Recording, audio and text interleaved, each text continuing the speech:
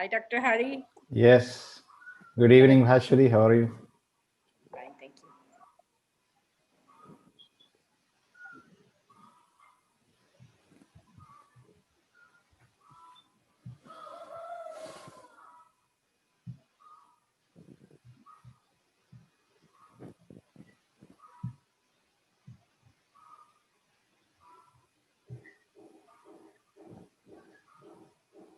Good morning, everyone.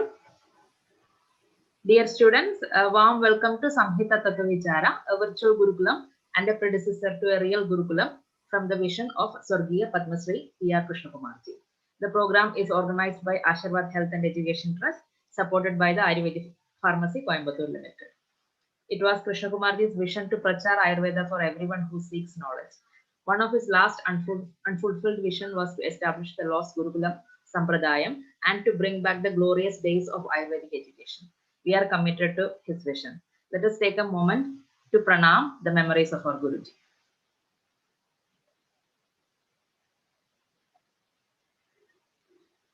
Today we are continuing with Charaka Samhita Sutraasthana Tasya Shitiyam Adhyayam with Dr. Hari Pallatheri. Dr. Hari is hailing from a traditional Hindu family in Kerala. He has completed 7.5 years of residential Bachelor of Ayurvedic Medicine and Surgery course from the Ayurvedic College, Coimbatore. He has undergone the traditional Gurukula system of education in Sanskrit and Veda for 6 years from the age of 9. He continued studying Charaka Samhita, Takra Sangraha and few other classical scriptures for another 13 years from great master Professor Vasudevanji, who is a disciple of Brahmasri Pumuli Nilakanda Namboodiripadu of Kerala. He has worked in the renowned Ayurveda Pharmacy Coimbatore Limited Group as a trustee and deputy director of Aashirwad Trust from 1993 for 21 years. He is currently the founder and chief physician of Sudarshanam Center for Ayurveda and Yoga, Coimbatore, India since 2014. He is also a visiting faculty in several institutions around the world, including institutions in Brazil, USA, California, Chile, etc. He has conducted more than 60 training programs in various countries during his travel. He has lectured over 40,000 hours to international students, including celebrities and specialists in modern medicine and other learning intellectual. He is a frequent international travel and has been instrumental in introducing Ayurveda as an approved system in National Certification Board of Therapeutic Medicine, Therapeutic Massage and Bodywork, United States of America. And we welcome you to the program, sir. Thank you for being with us.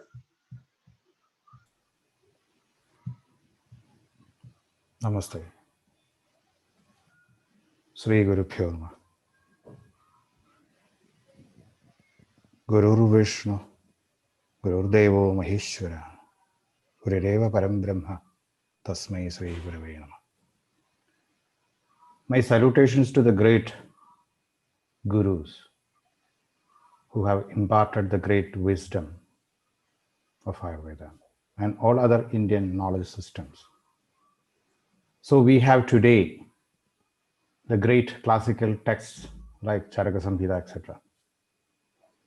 So great Gurus' blessings are the most important thing to start a program or any kind of knowledge-based systems. Without Guru Karunyam, the mercy of Guru, nothing works. So my pranams, and also my pranams to my Guru, Vasun sir. And before moving on to the subject,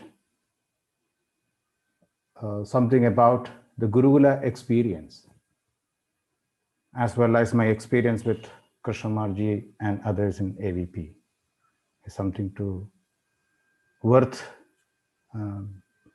to memorize, old memories. So I came to Coimbatore in 1984.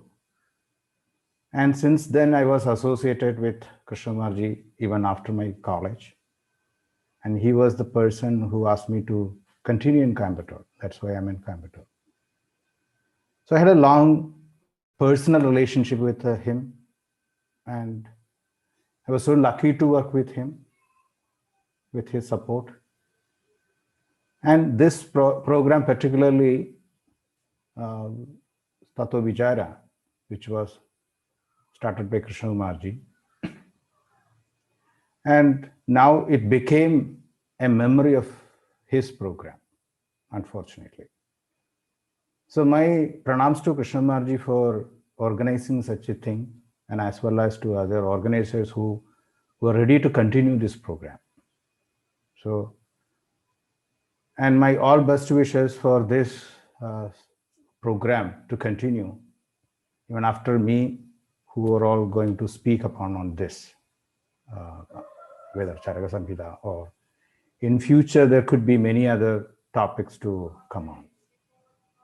It's a vast subject, so we have a lot of things to discuss and study.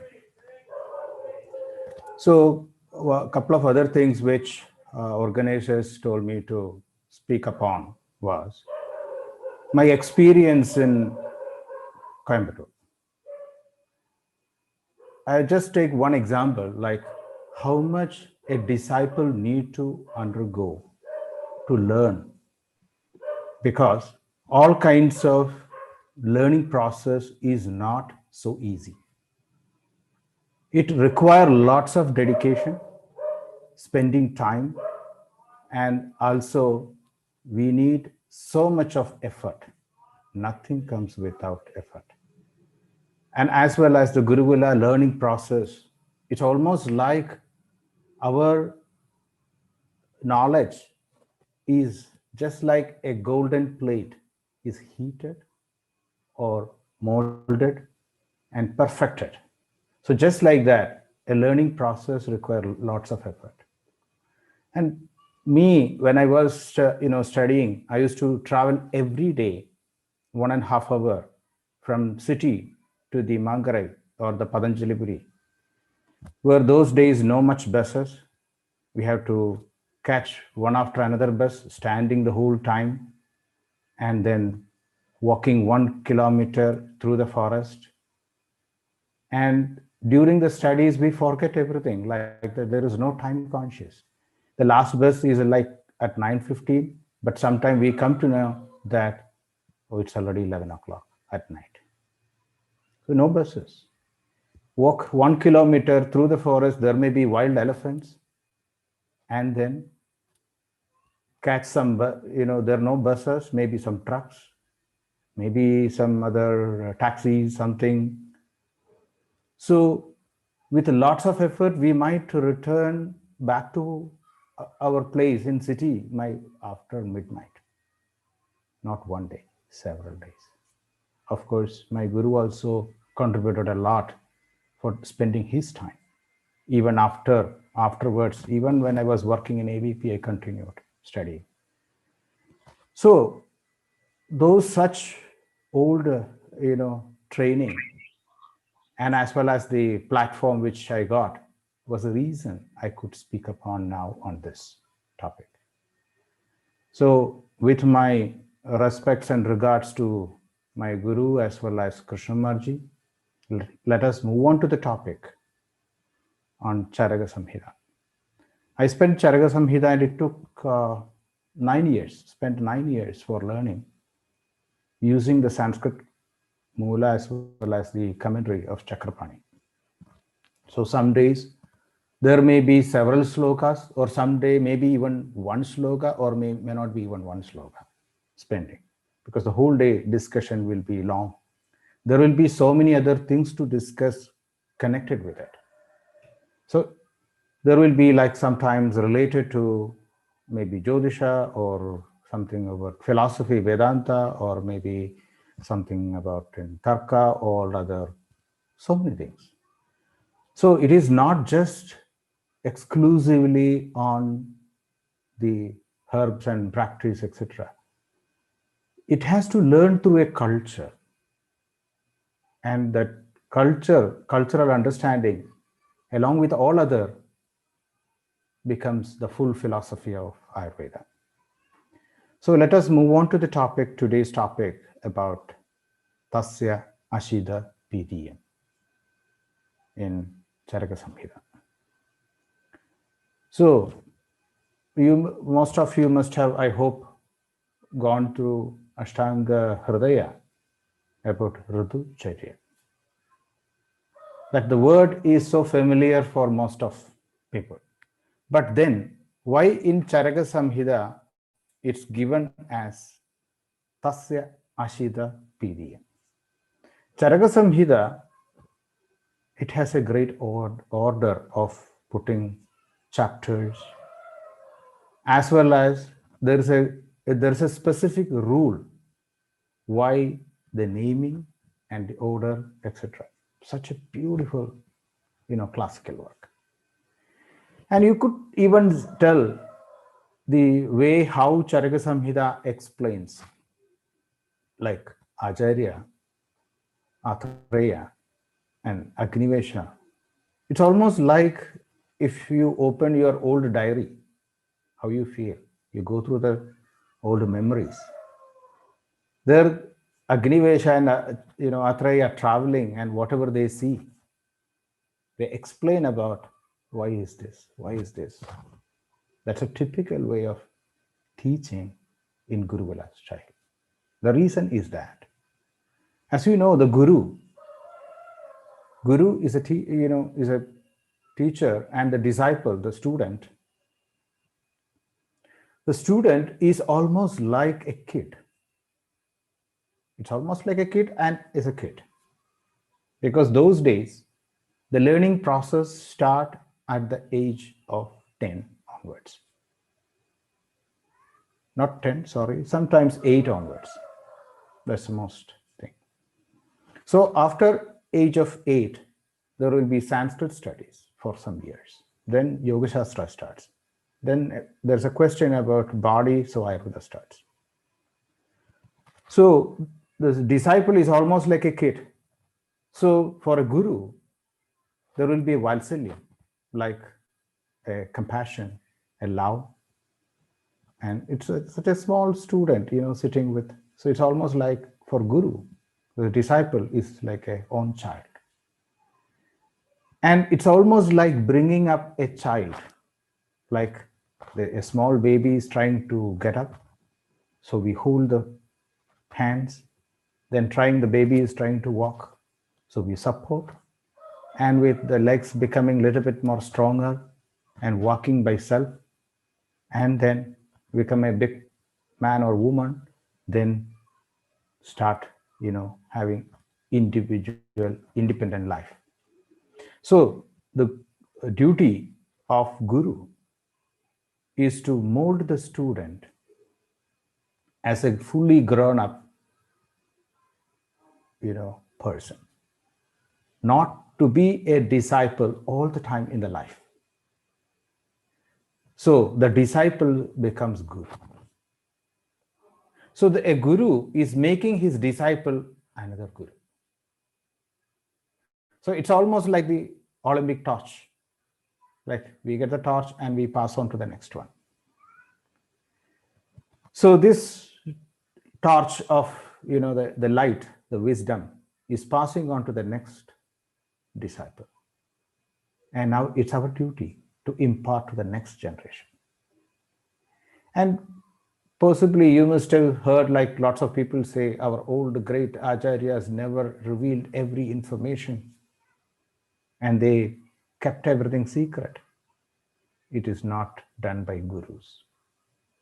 Gurus never can't hide their information. Gurus can only give for the best benefit of humankind. Nobody can keep it as secret. So that is why in Charaka Samhita, whatever the questions asked by Agnivesha, Atreya explains with great, respect, means respecting the topic, the questions.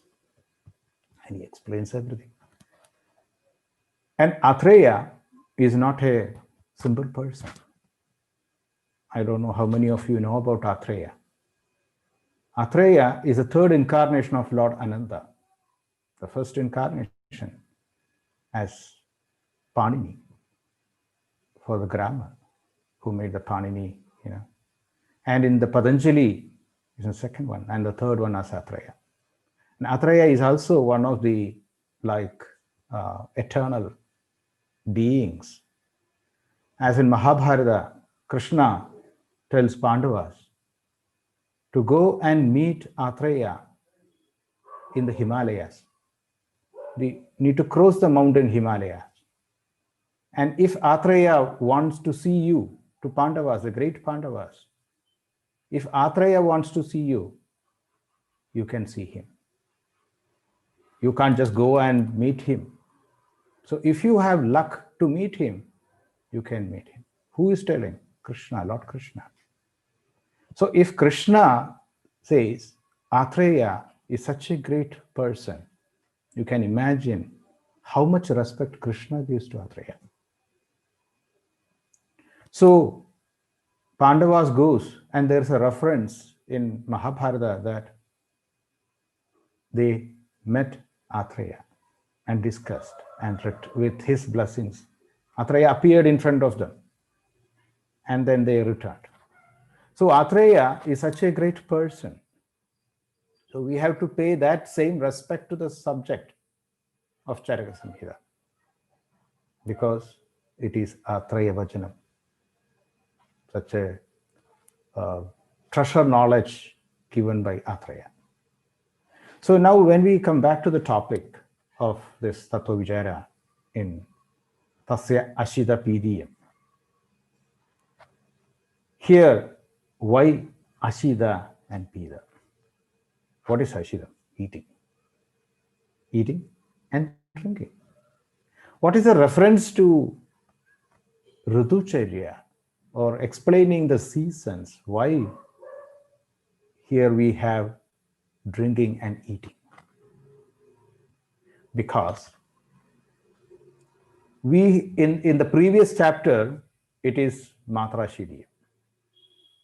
So there are lots of explanations about what and how the eating, like Matra Shi Syal. There is an explanation, there's a compulsory order that one should eat according to Matra, or the proper quantity. And if not, what happens? We get diseases. So you can see the list of diseases, the production of ama, all such explanations you have gone through. So now there is a question: when and how to eat? And in a daily routine, dinacharya, we know that when we should eat. So when we take several days together, what happens? It becomes a season. So season is a combination of several days. And in a season, there can be lots of changes according to the climate. So in certain seasons, we have certain limitations. So what to eat and drink according to the season is very important. And here, when we talk about Ayurveda globally, we have so many things to discuss. We need to understand certain things which, according to the concept globally, not just the Indian subcontinent. Because the climate and its impacts are not same outside the world. In the beginning, Dr. Srija had mentioned that I travel a lot. So I have seen the climate changes in other places. And lots of people used to ask why we have, like 6 seasons and they don't experience 6 seasons. Or we can say, like in South America, for example, the winter is in June, July time, which is a summer in the northern hemisphere. And Christmas is the coldest time in northern hemisphere or Europe, for example. But in South America, December is the hottest. So what about Uttarayana and Dakshinayana, the movement of sun in related to earth, the movement, the position is totally opposite. So how can we talk about Ayurveda globally?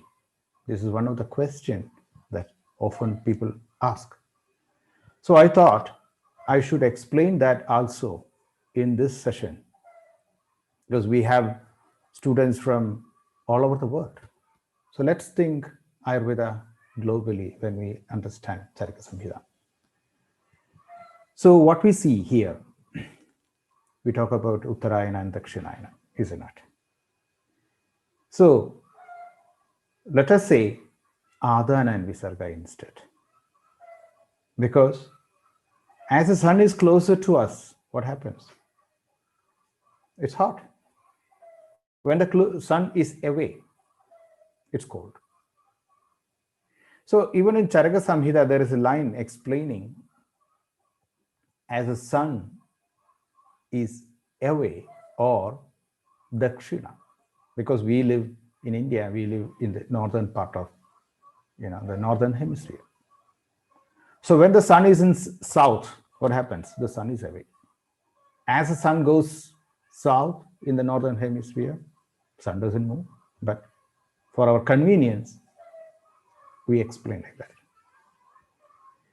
So when the sun position is southern, or when it goes to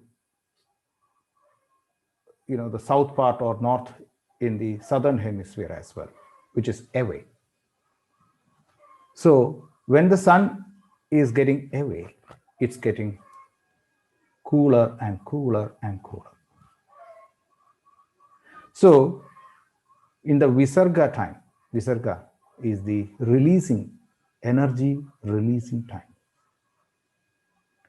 So in India, we have a spiritual practice which is called Karkataka Sankranti. The sun enters into Karkataka Rashi, which is July 14th. So when we live closer to the hemisphere, equator in the southern part of India, like in Coimbatore or even south, or even Sri Lanka, you can see the same. When we are closer to the equator, we experience the heat much more in January 14th. Immediately, it's getting picked up. Similarly, July 14th, that's a rainy season time. And we have one of the most rain, falling time is the mid-July. Possibly you may recollect some of the floods that we had few years ago in the last part of July, where the Karkataka Sankranti starts, and which is also connected with the new moon in the same time. So that is the time when the rain starts, where all the soft properties or the soft qualities are released. So that's why the word Visarga is used. As the rain picks up, the temperature drops. And then later we have autumn. But also we will see some conflicts with Western concept of autumn and Indian, what we talk about the autumn. After the rain, we get a humid, bright light time, which we call the autumn effect, the Pitta time. Like in August and September in the South India, if you look at, it will be almost like a spring season in Europe. Like, it's not spring. Where you will see the bright sky with bluish, and with some clear clouds, greenery everywhere, flowers, and with lots of clear water in the ponds and rivers. It's very clean and beautiful, August, September, when the rain stops. That time it is hot, because that's the time the sun enters into the next house in Leo, or we say Sravana in the southern side, calendar, the Rashi. So Simha Rashi, it enters in Sravana month. So that time we have lots of heat. And so we say, oh, it's Sharat is hot. That's the time Pittam Sharadi Kupyadi. We say that Pitta is getting aggravated. But when you talk about autumn to people who from west, they'll say, no, autumn is not hot. Oh, it's much more cold. It's getting the winter and it's just before the winter and it is cold. And we say, no, autumn is hot. So it's hard for Westerners to understand what we talk about autumn and autumn and fall. That's a conflict. Also, we have to discuss that. Why autumn and fall, why this conflict came. And another conflict could be Hemanta and Shishira. Because Hemanta, we know, it's winter, the beginning of the winter, the first part of the winter. And when we say Shishira, from, like the mid part after the first 2 months of winter, from Makara Sankranti onwards, it is Shishira. It's cold. And the temperature is rising, and then, the kapha is accumulating and it can melt in Vasanta. What happens? In the West, it's still cold. And you can see that's the time people go for skiing in Switzerland. And we say it's hot. Then, even in North India, like if you go to Delhi or Rajasthan or Rishikesh or Himalayas, February and March is not hot. In the south, we will say, oh, no, it's hot. Sri Lanka, it's even hot. So it will be not easy for people to understand why this conflict happens. It's not conflict. It's according to the geographical position. We have lots of, differences. We need to understand and adapt it as what classically explained. We need to put it in practical. So there are a few things like this which we need to discuss along with the lines of Charaka Samhita. Not just understand what it just say directly. There are certain things which we need to understand practically without conflicting the subject. So there is no mistake in Charaka Samhita. It's all perfected knowledge. The mistake is here. When our buddhi is not working properly, we understand improperly. So when we move on to the topic, like as I told you in the very beginning, Adana and Visarga. Let us say Adana and Visarga. Let us focus on Adana and Visarga because these are the two areas which is affecting according to the dosha. Means all dosha changes, everything is based on Adana or Visarga. We can say Adana is a hot seasons and Visarga is like cold seasons. Because it is the Agni Shomiyam, Agni and Soma. The two principles, Ushna and Shida, is influencing directly on us. So we have Agni seasons and another is Soma seasons. In Agni season, sun is predominant. You will see in the first few lines the same talking about Agni and Soma. So in Visarga, Charaka Samhita, it explains as the Soma predominant. You will see that line, Soma predominant. What happens? The properties will be more of Soma, soft. Whereas when Agni is predominant in Adana, it is more hot. So it is the direct influence of Agni Soma, which is sun and moon.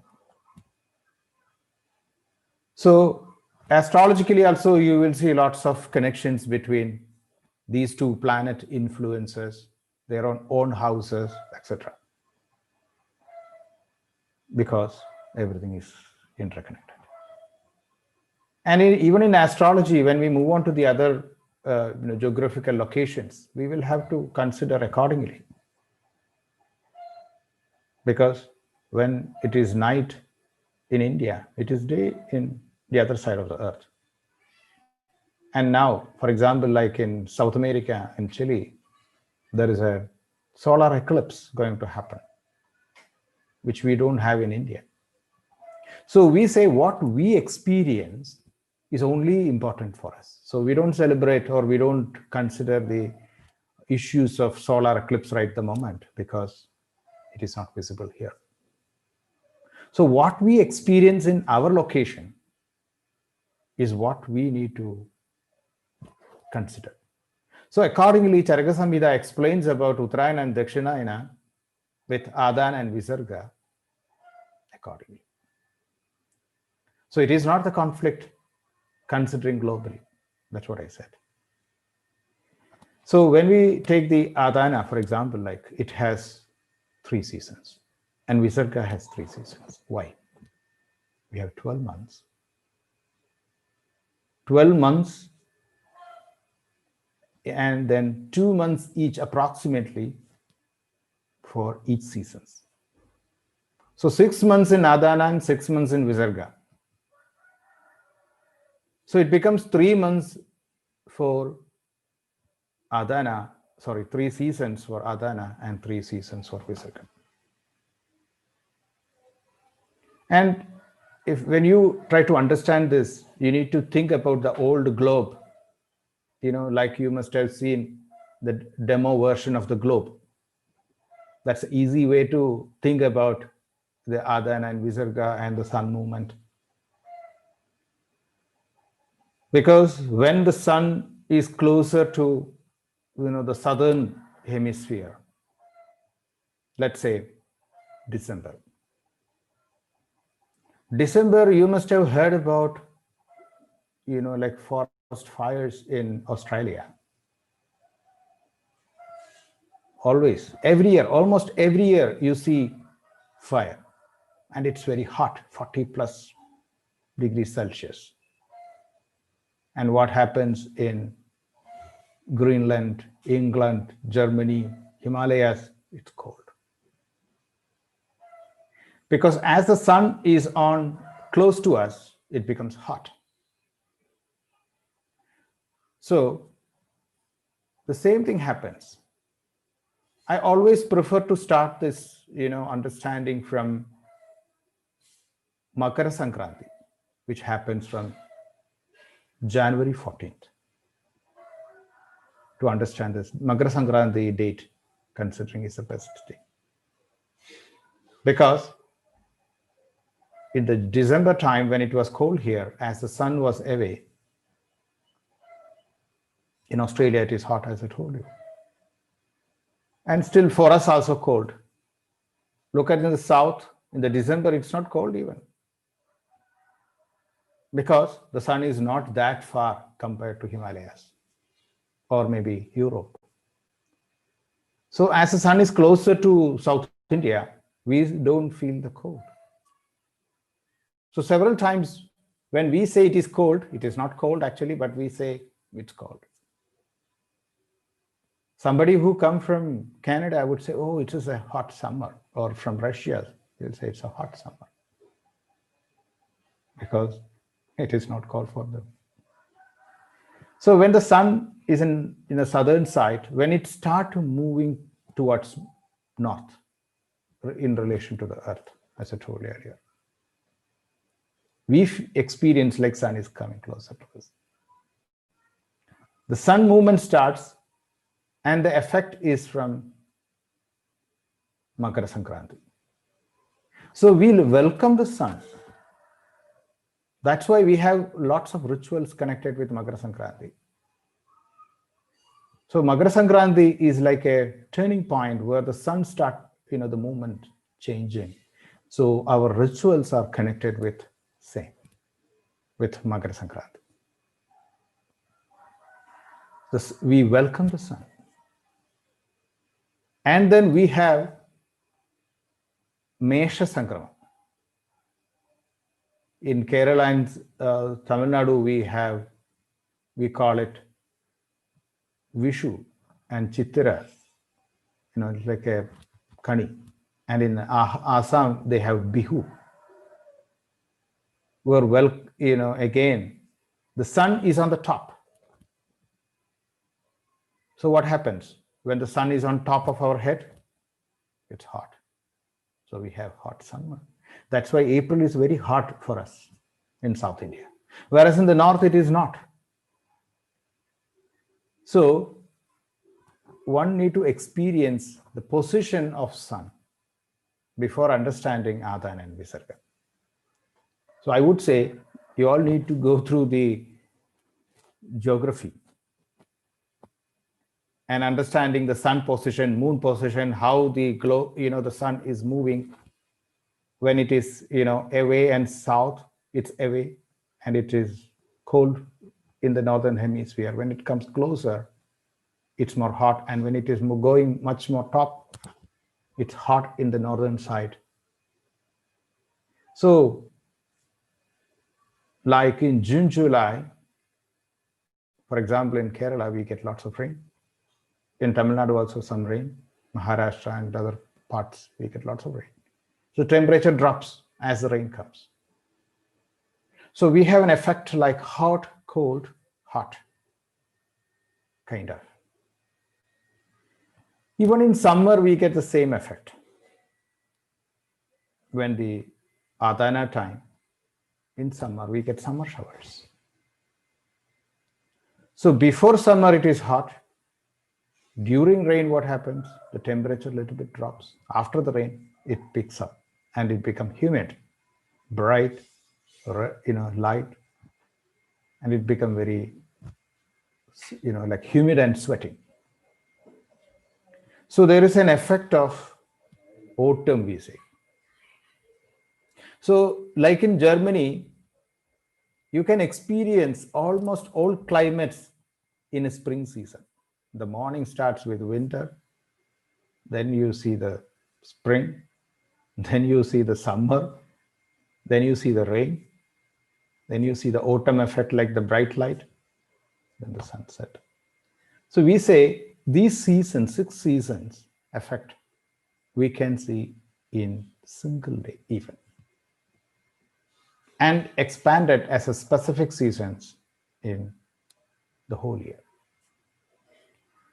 So that's another question people ask, why we do need 2 winters separated.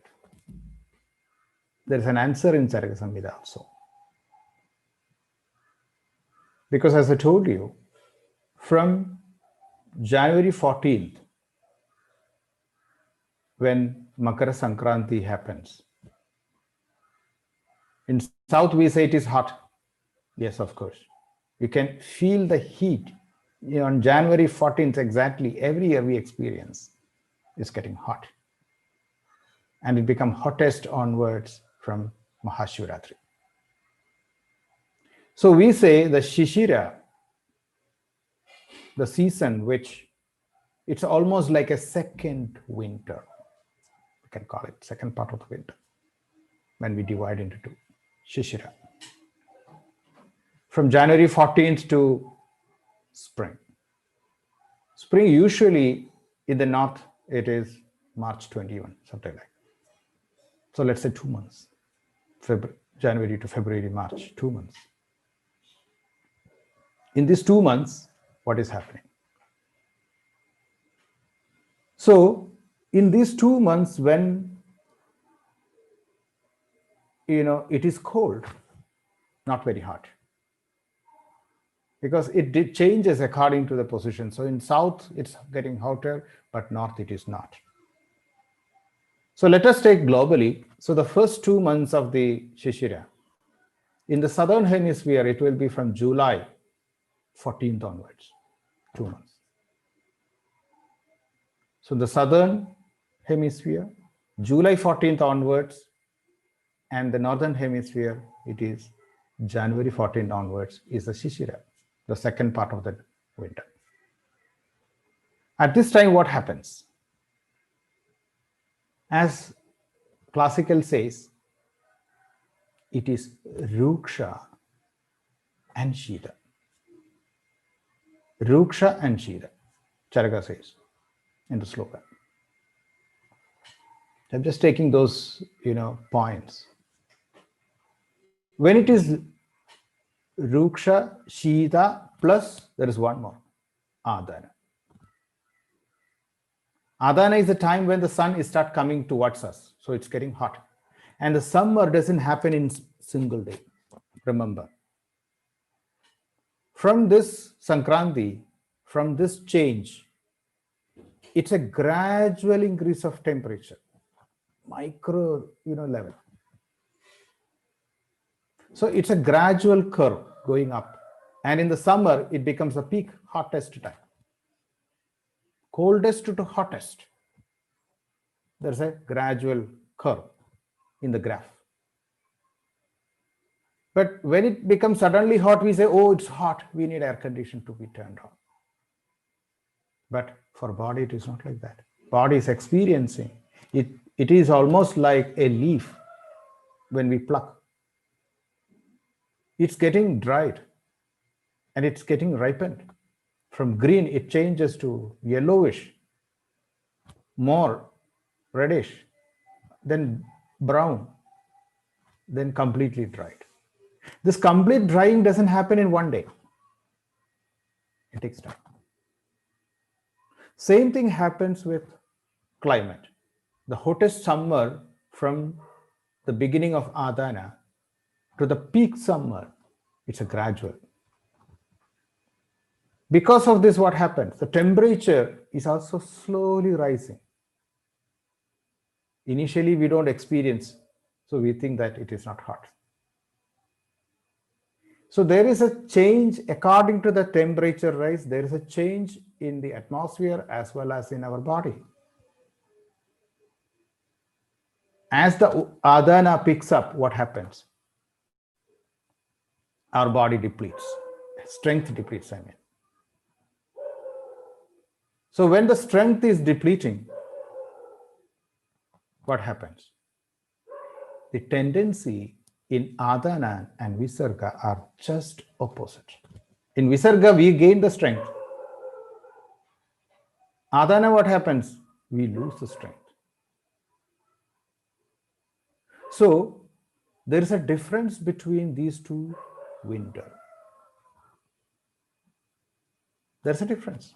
So Hemanta Charya and Shishira Charya, like the routines and lifestyle in the first half of winter and second half of winter, there's a slight difference. Acharya says it is same, but there is slight difference. The example is that in spring season, you know that kaphaschido hi shishire. Then what happens? So the kapha accumulated in Shishira, it is melting in Vasanta, in spring season. And it says, if mucus didn't accumulate in winter, it shouldn't have, undergone the melting process, the liquefying process in spring season. So, if there is no mucus production, how can it melt in spring? That means what? There's a mucus production in Shishira. Why? There is a Agni problem. Agni is getting weaker as the Adana temperature is rising. As the temperature rises, it gets reduced. So when the temperature is reducing, what happens? The body strength increases in Visarga. That's opposite. So in Hemanta and Shishira, the tendency is totally opposite. In Hemanta, in the first half of the winter, the body strength is gaining. It's a gaining mode. We become more stronger and stronger in the first half of winter. But in the second half, you start losing it. So as the Agni and the body strength are gaining in the first half and second half it's losing, how can we put these two seasons together? It's not possible, because as a dosha effect, the Agni impact, Ama production, Kapha accumulation, everything is opposite. Everything is opposite. So that is why Hemanta is explained, and after that in Charaka Samhita, you will see in that sloka, the Shishira is Adana, Ruksha and Shita. It is explained in that sloka. Specifically explained.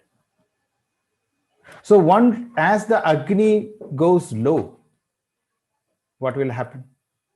Agni Madhya, then what happens? Kapha formations happens, because the food is not digesting properly. You can see a similar pattern in our life. We all, from childhood, we are growing and we are becoming older and older. So in the 20s, what happens? We are strong and we could do anything. We will feel like we can even lift the Himalayas. So we do everything as we want. We can eat anytime, we can eat anything. That's how the people are. I don't mean that we have to do like that, no. So when we do all these kinds of things, we don't realize that the body is undergoing changes. The body is undergoing changes. So, like these changes happens according to age, is it not? So lots of time you will see after 35 people get cholesterol, diabetes, blood pressure. Is it not? What is happening? Our body is getting to almost like an Adana effect. Our getting Pitta time. After Kapha, we are entering to Pitta mode. It's almost like that. Our Agni Bala is reducing. It should have been reducing after 50 or 60, or 40 at least. But these days, because of our, charya issues or lifestyle disorders, what happens? We become older earlier. So by 35, most people, I've seen most people, they don't know that they are getting older. They keep eating what they used to eat in 20s, same quantity. They don't reduce. As the Agni goes down, they still keep eating. Then what happened after 35? They suddenly put weight, they gain weight, they get a belly, they get cholesterol, they get blood pressure, everything. Ama accumulation. Same thing happens in Shishira, the second half. In the second half, what happens? As the Agni is becoming weaker, we don't know, we don't even notice it. The temperature is increasing, body strength and Agni is reducing. It's a very slow process. Even in north, when the snow is still there in February and early March, it is slightly, the calendar is slightly delayed, but the same influence is there. It just slightly delayed the time, that's all. Instead of January 14th, it may be in March or something. Depends upon the location. So, as the temperature increases, Agni drops, we still keep the same quantity of food, it doesn't digest properly. What will happen? ama, kapha accumulation happens. That kapha is melting in spring season.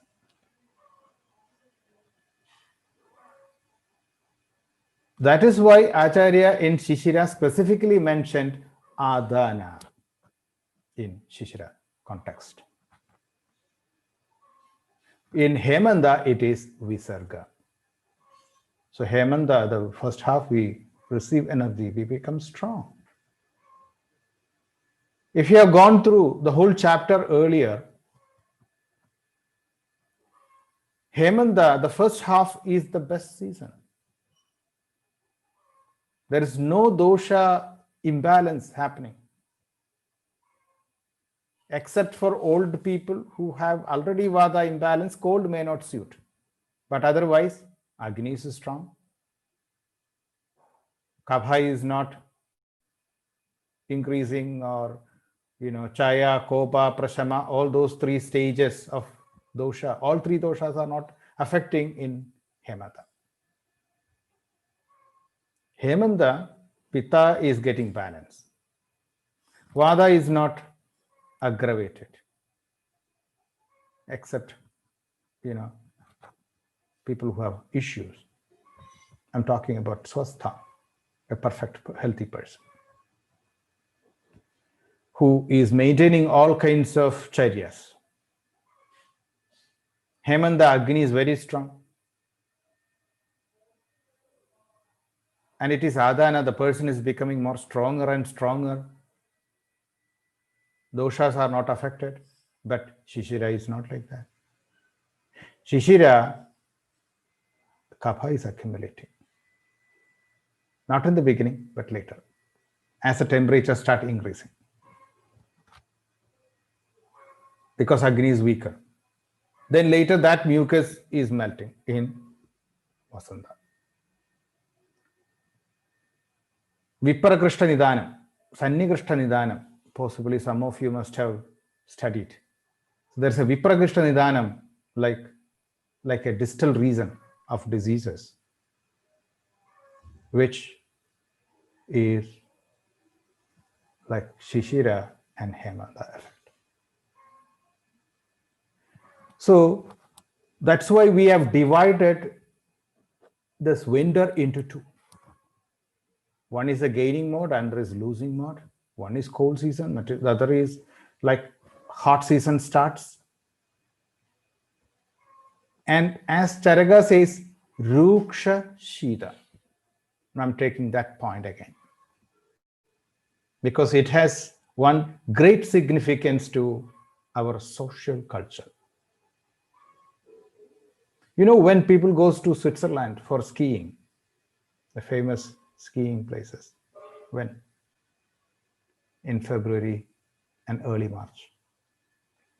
After that, skiing is not easy.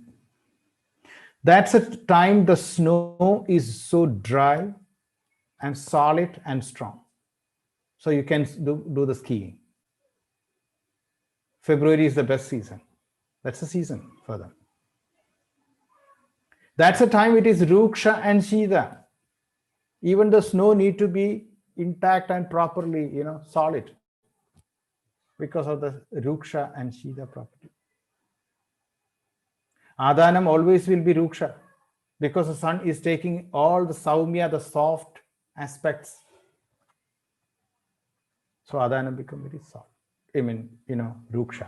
Whereas the Hemanta is more Saumya, soft, because it is the Soma, as I told you, Agni and Soma concept. So we have now Hemanta divided into two seasons. Another thing globally when we think about is the problem with the season, number of seasons, 6 seasons. Because in the West they will say, no, we have only 4 seasons. Only 4 seasons. Oh, we have like winter, we have spring, we have autumn, and summer. That's what they would say. And we say, no. We are dividing the winter into 2. So now it became 5. Is it not? 4 became 5. Then we have one more season. What is that? Rain, monsoon. Then in the Europe, they'll say, no, we have rain throughout the year. We get rain anytime. And we don't have a specific rainy season.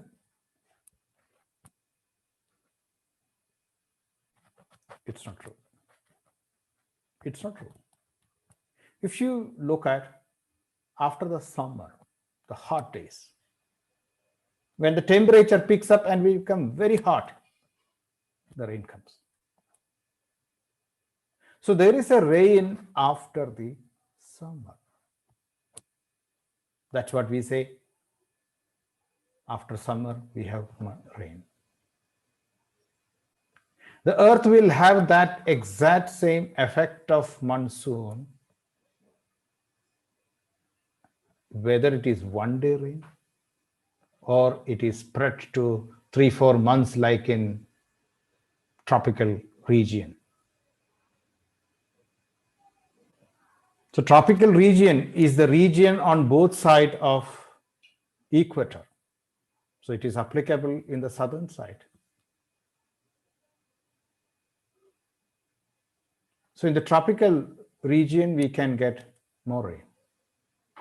Whether it is South India, whether it is Sri Lanka, whether it is, the south part of Japan. What about northern part of Australia, Queensland? What about the mid-Africa? In Africa, we have the same, the Central Africa. What about Latin America, the Central America? So all those, part where the tropical region, you get a lot more rain. Away from equator, the rain is more like throughout the year, whenever. Some places no rain even for years. So during this raining time, what happens? That also Charaka and Ashtanga Hridaya very beautifully explains. I'm just making an intro to understand the, the dosha change and the number of seasons that we go through. So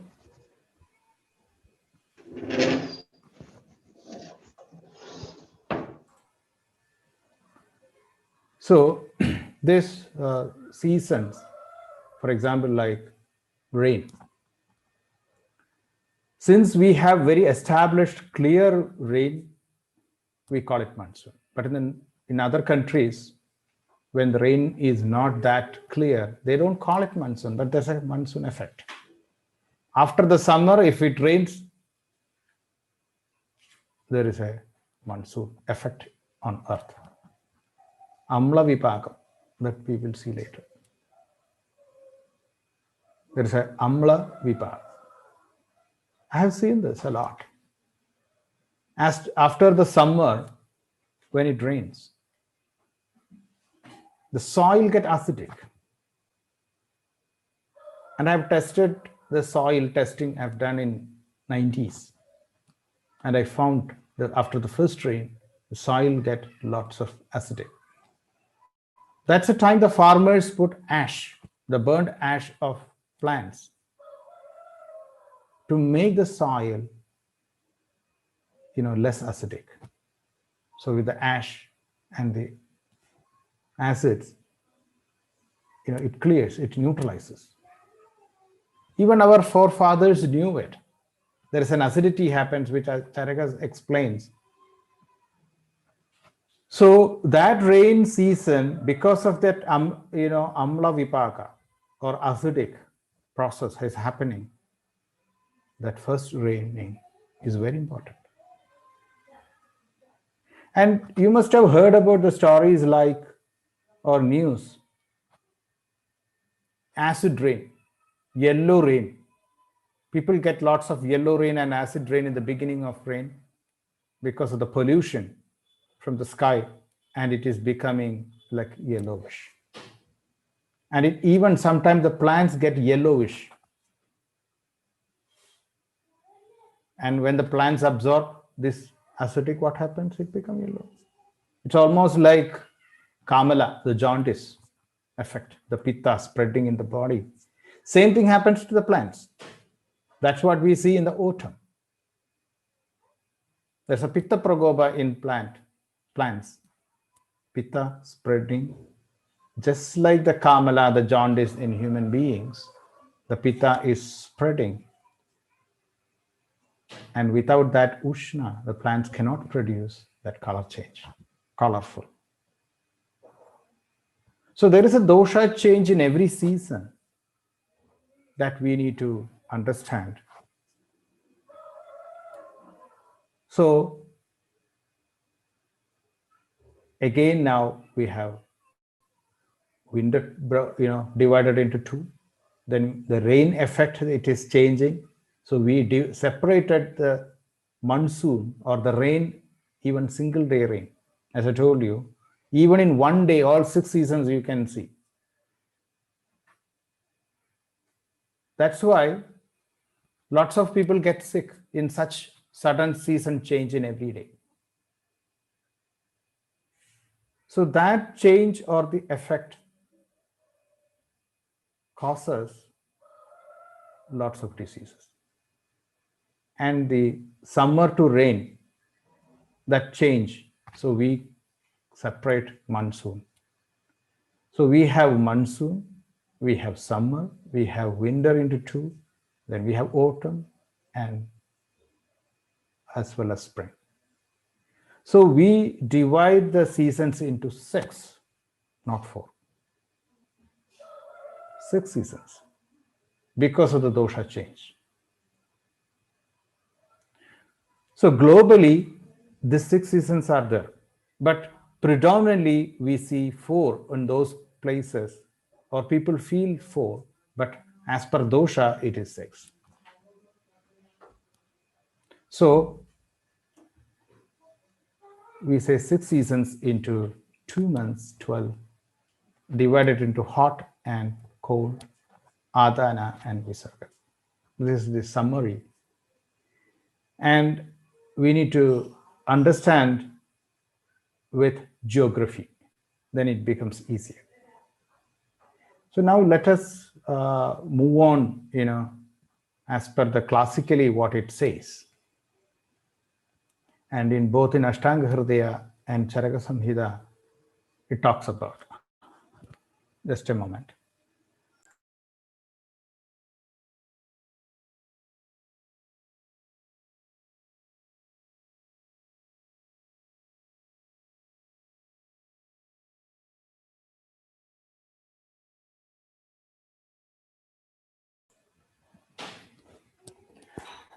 So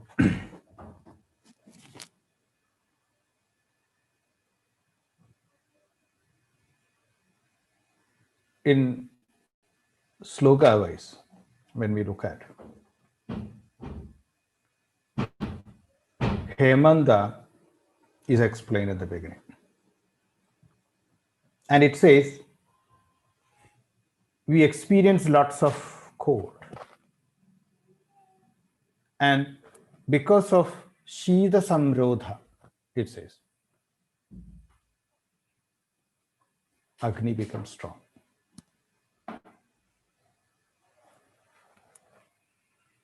So people who live in the northern hemisphere, closer to north, and in south, more closer to south, where the temperature is very cold in the winter, they cannot survive with some salads, or they cannot survive with some soups during the winter. They need to eat, because Agni is very strong. So in winter, Agni becomes strong, and then we need to eat more, because the more cold outside, the fire becomes more stronger. And people who do swimming, for example, in the cold water, They feel very hungry after swimming because the Agni become active. Or the same thing, if you go to hill stations where it is cold, we feel very hungry. What happens in summer? Summer we can't eat much food. We can't eat. We feel to drink more water. And then what happens? We eat less food as well as drink more and more water. Because Agni is not strong. So the strength of Agni is one of the most important thing to consider in Ayurveda, is it not? If no Agni, there is nothing. That is why, that is the significance of Hemandatu. As I told you earlier, even if it is cold season and people who, like elderly people, get lots of problems. You must have heard about a problem called winter depression. Winter depression. People undergo depression. Lots of people. I've seen lots of people undergoing depression during winter season. Whether the person doesn't receive sunlight or whether the person doesn't receive vitamin D, whatever theory you talk about, that's fine. I'm talking in terms of Agni. As the body function get limited for such people who have already having lots of other problems, like orthopedic, problems or arthritis, all Vada Vyadhi. Why Vada Vyadhi happens? Because Vayu is not able to function normally. So there is a structural problem. Vayu Gadi is not happening properly. The movement of Vayu is not working properly. There is a Rodham. It could be a Ruksha, dry ama blocking like a wood, or maybe in a different way. The ama in every disease is different. So the block also different. So when ama is blocking in a dry, old age time, it will affect the mind. It will definitely affect the mind. Mind is connected with body. Mind-body relationship. Is it not? As the Vayu, how it moves in body, it will move in the mind. You must have studied the sloga in Yoga Shastra. Chale vade chale chittam nischale nischalam bhaver. Is it not? As the Vayu is chala, mobile, the mind become moving, not stable. So mind become unstable. Why depression? It's an instability of mind. As the Vayu is not working on the mind properly, then what will happen? It will affect also the body, is it not? Either to mind to body or body to mind, it's one and same. In both, it has significance. Either body to mind or mind to body. Vada get disturbed. So if the mind is not strong, then it will feel depression, as well as all kinds of joint disorders. Only one advantage is that Agni could be better for such people, even at that time. Could be, not necessarily always. Even in that time, they will have a better hunger. I would say better hunger. Not sure whether they digest properly or not. because it can change in any way. So as Agni is stronger, why it is happening? Maybe the Agni is more focused in the koshta. Outside it is more like protected.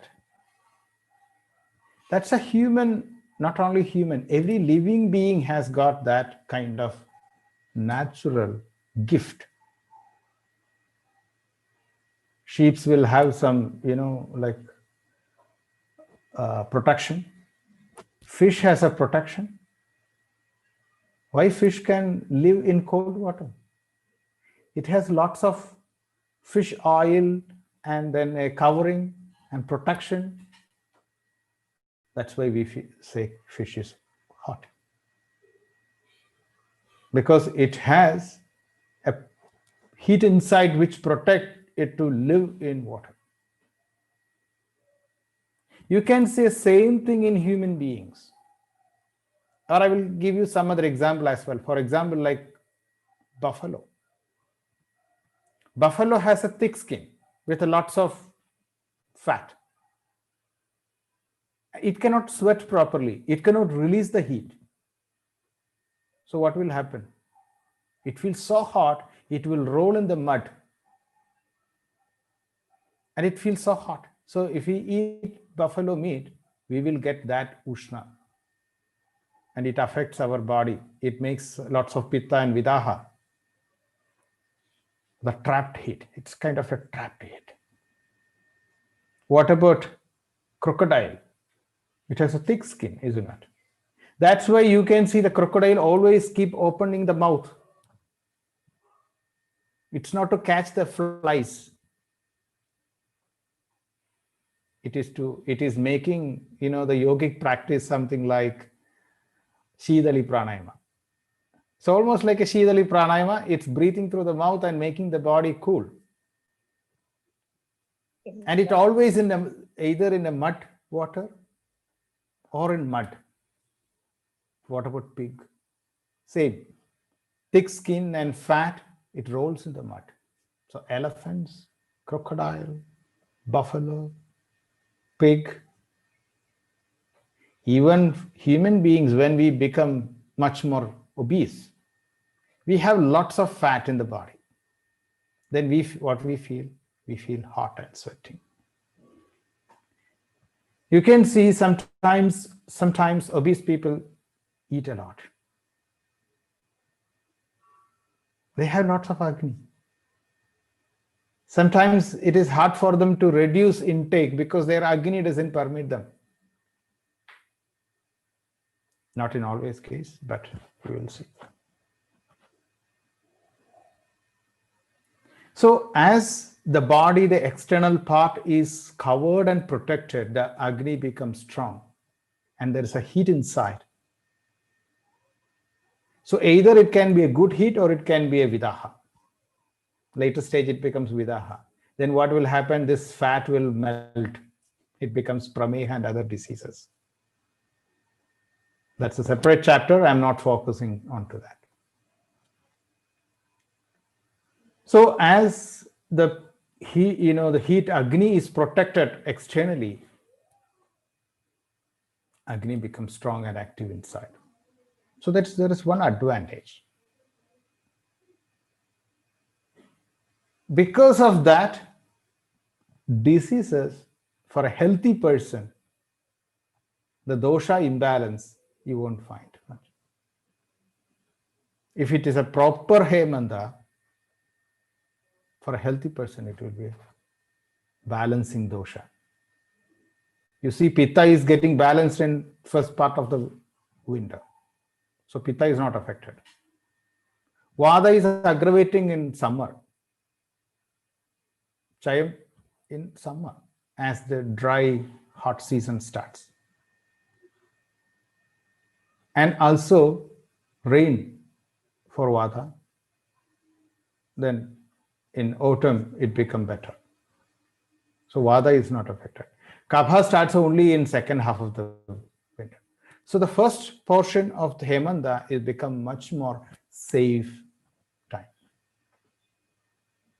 Except I told you, elderly people and having all these kinds of Vata issues, like elderly people, depression, etc. Just because Agni. And that is because it is the best, means the highest position of Visarga. Highest. So it says the Sharira Balam, the strength. Not Sharira Balam. I would say Balam, not Sharira Balam. You know why? Balam is of body, Agni, mind, everything.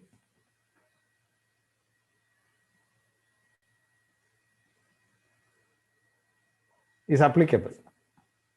When all these three go together, actually, when in the winter depression people, the body strength is not good, mind strength is not good, everything disturbed. That's a different story. So in Visarga, in the winter, the Hemanta time, the winter, the first half of the winter,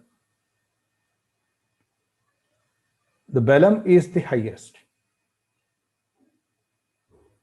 Is it not? Then the Balam becomes weaker. The body strength is becoming weaker. The strength is becoming weaker and weaker in the next seasons. The second half of the winter, little less. Spring, little bit more, less, reduced. And in summer, what happens? The lowest energy. Heenam, it's the lowest. Immediate after, what happens? The rain starts. Though the strength is gaining, it is still low. That's why Charaka explains end of Adana, which is summer, and beginning of Visarga, that is the rain season. End of Adana means the temperature is increasing, and the top summer, where the temperature is highest, the person's body strength is weak, the weakest point. Then even if it rains, in the beginning of Visarga, when we start receiving the energy and we become more stronger and stronger again, in the beginning time, the rain time, still energy is weak. And winter in both seasons is the highest. Then we have medium. Autumn and spring is the medium. Autumn and spring, medium strength. So it is easy to understand this with a graph. You draw a graph with the temperature is rising, the body strength is reducing. The temperature is dropping, the body's strength is increasing. So one graph goes like this, another is opposite. That's easy to understand. So in Hemanta, as the cold season, we need to protect from cold. Just don't consider like, oh, cold is good. No, this happens. I'll explain you with another, example later. Some people think, oh, cold is good. I'm feeling very strong with cold. There's a limit for the body to withstand with cold. Cold is good for Agni, cold is good for my strength. Then why Acharya explained to keep the robe hot with burning, like the room heaters with fire. And also Acharya explains certain types of herbs or firewoods to use, which has a property to induce some Ushna, heat.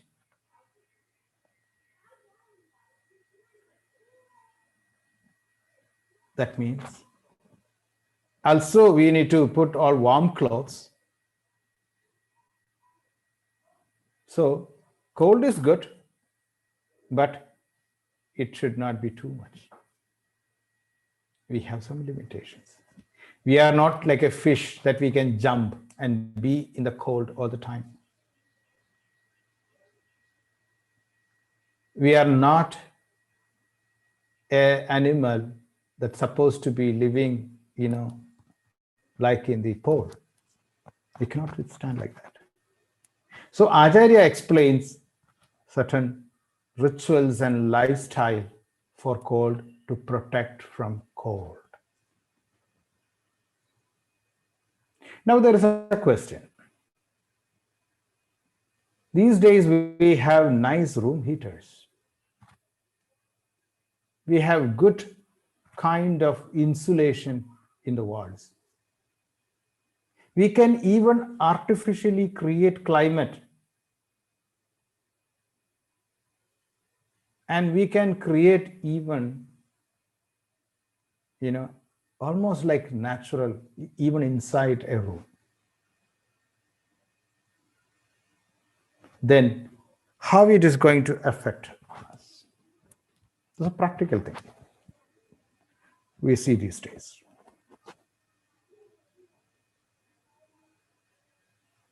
I will give you another example. You are flying in an aircraft. Like an international flight would be flying almost like 35,000 feet above sea level. Or 36, something like that. It's almost like 10 kilometers above the soil or above the sea level. 10 kilometers high. Cruising speed of 1,000 kilometers per hour or close to. You get jet lag, you get tired. The flight, imagine there is zero turbulence. But still, you get jet lag, you feel tired. Inside the aircraft, the temperature is well maintained, the pressure is well maintained, it has best insulation. It's almost like you sit inside your house. It's almost like you sit in your house, in a couch in your house. Imagine. You'd fly in the best business class, even in 380 in the business class. Still you will have effect on your body. Because what happens? This effect, the space, the flight is flying at a speed of, imagine 1,000 kilometers per hour. There is a climate change through which the aircraft is moving. The temperature is different, pressure is different, climate zone is different, day is different, night is different, everything is different. Everything is different. Even if it is insulated, remember, we all are made of the same Panchabhuta. Same Panchabhuta. And in Tarka, there's a reference. We think the space inside the house and outside the house are different. No, it is same. Akasha is only one.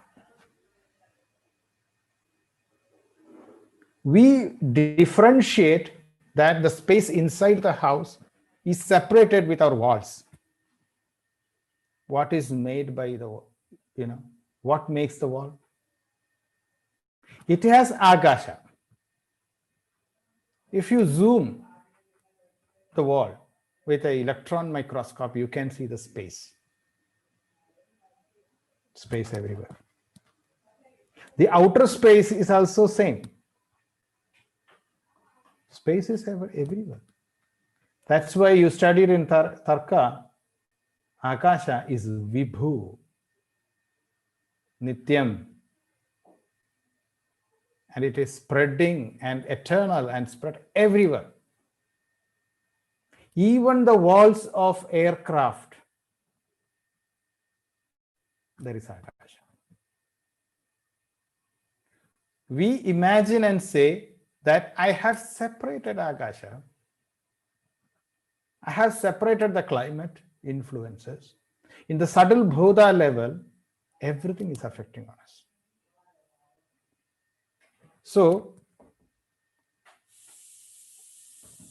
all kinds of changes, all kinds of changes is happening. Nothing can be stopped. Nothing can be stopped. There may be less or more influence, that's all.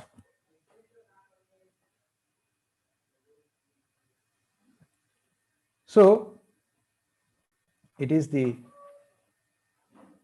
climate change, whether you insulate and keep the room very well maintained in Hemanta, there will be an effect of wind. Just a moment, let me drink some water.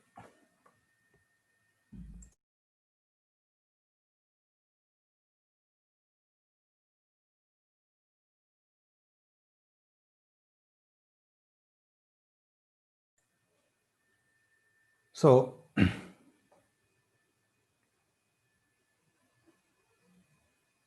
the climate change, whether you make artificial greenhouse,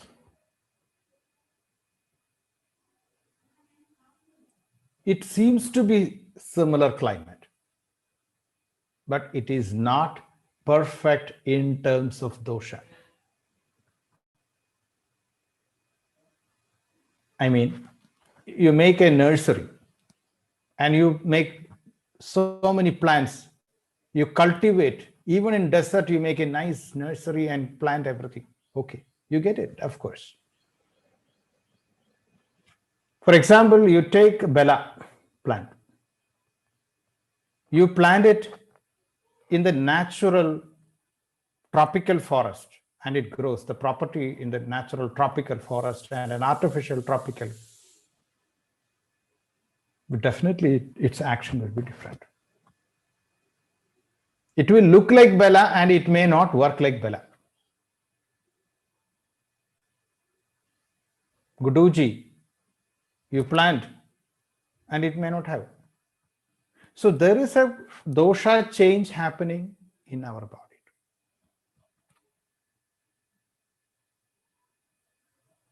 So Acharya, you can see the reference like in Hemanta to eat meat.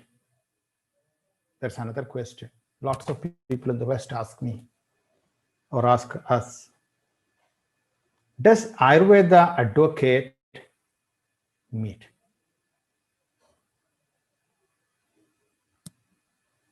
Whether Ayurveda advocate meat? It's all based on prescription. Based on prescription. If it is prescribed, vidhi, that is what we call vidhi, means it's an order. You cannot disobey it. Like we talked about matra shisyal, it's an order. We cannot we are supposed to follow it. It is not like maybe, it's not like that. So as a prescription, when it is necessary, it is prescribed, it is essential. It is essential. As a prescription, then it's a medicine. It is prescribed. That is why in Hemanta, it is explained that if required, you can have it. It doesn't mean that me or you can take. That is the different story in it, in the classicals. In classical explains everything. For example, in the, you will see the reference how one should drink alcohol. Is it not? You must have gone through, I hope, how one should drink alcohol with beautiful location, with favorable people and favorable food, and so many descriptions. And in another context, it says madhyam na peyam, swalpam va subahu variva. It says madhyam na peyam. It's a vidhi, it's an order that one should not bypass. One should not drink. Shouldn't means, can you have drink little? No, there is no question about that. Then why it is explained that it has to be consumed in such, colorful. Means somebody who drink, they can drink like that. It doesn't mean that me or you, one individual, can drink. Person who should, drink, that's a different story. Similarly, the meat, the vidhi, in the concept of vidhi, the interpretation is like that. Meat is allowed. It is allowed as required. As required, it is allowed as a prescription. But it doesn't mean that I or you can take. If we require in a particular condition, it is prescribed as a medicine. Yes. Otherwise, no. That is the order of vidhi. Same with alcohol. We have arishtams, is it not? Dashamula arishtam, Jeeraga arishtam, all kinds of arishtams, fermented medicines with alcohol in it. Something like wine. It is also prescribed, it is not supposed to drink like a fun, because it's a medicine. And classically also explains all such things are based on vidhi.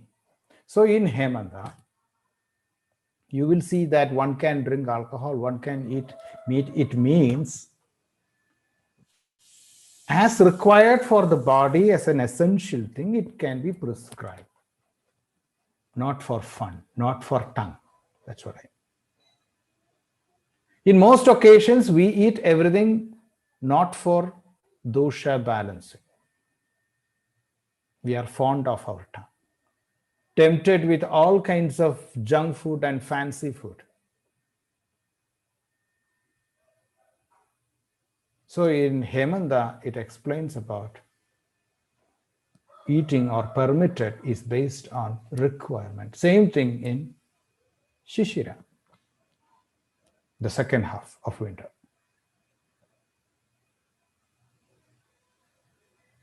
So it is said it is the same, similar, almost similar. But we have to make sure that there is one difference. What? As Agni is getting lower in Shishira, we need to reduce the food intake. How? Previous chapter in Matra Shidiyam, you have learned it. Gurunam artha sauhityam leghunam naditrutada. Guru and leghu types of food has to be consumed according to Agni. The simple example is that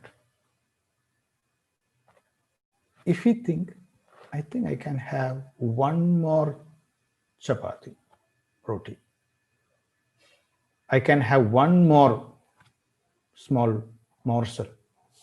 I think stop it better, because that's from tongue, not from actual requirement.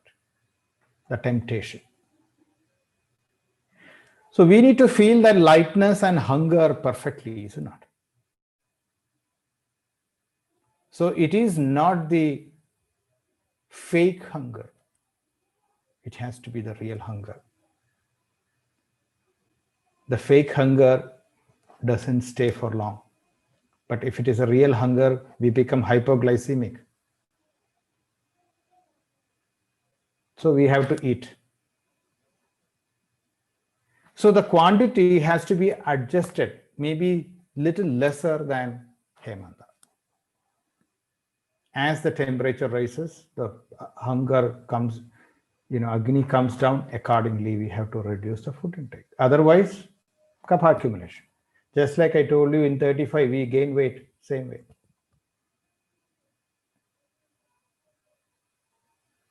So, then this mucus melting in spring season, like we see the snow in the mountain top. If no mucus, how can it melt in spring? So one of my students from US or Canada, I can't remember, he used to get very bad spring allergies for like almost a month. So March, April time, he can't go for work. April, he can't go for work. Every year. So once I told him to clean the mucus before spring starts. So I told him to do some yogic techniques like Vamanadhaudi, drinking salt water and vomiting, Jalanidhi, and some tips to reduce the kapha production in the shishira. He didn't have even a single day mucus issues, allergies in the spring. No spring allergies. No spring allergies. Absolutely. No running nose, no itching, no red eyes, no fever, no rashes on the body, no asthma, no sore throat, no hospitalization, nothing. Why? The kapha which is accumulating in the spring season, in the winter, before the spring it was removed. If there is no snow on the mountain top, it cannot melt. And this theory is applicable in prameha, in diabetes. In prameha as well.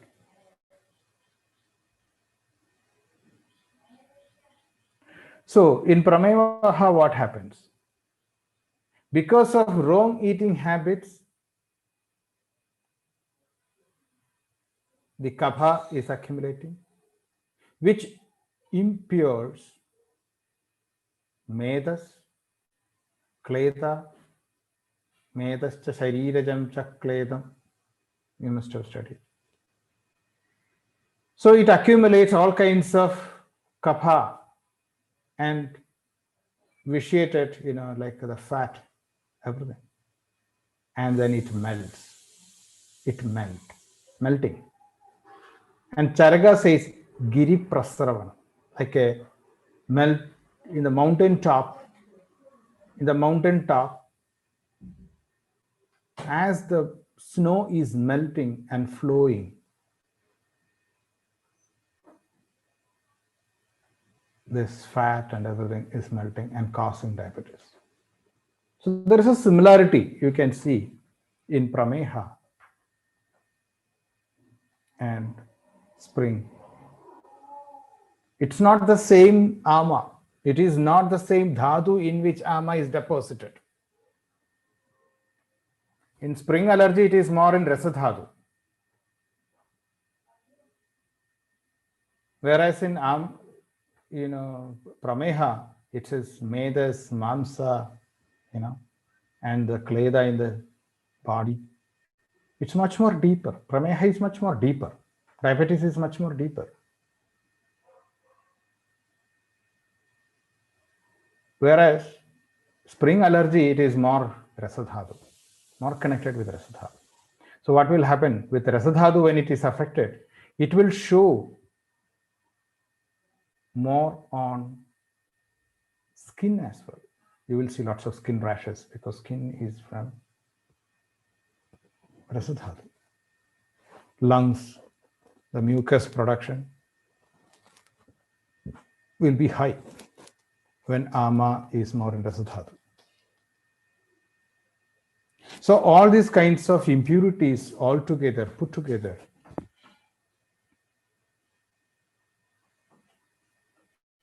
is coming out and melting in spring season.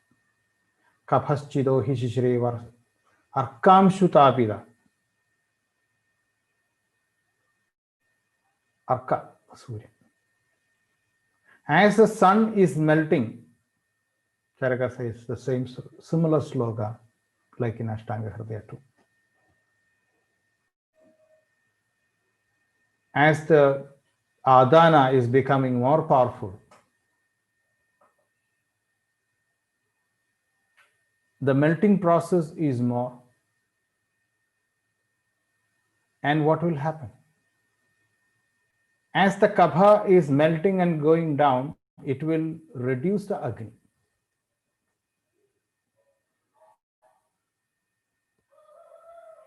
So while reducing agni further compared to second half of winter,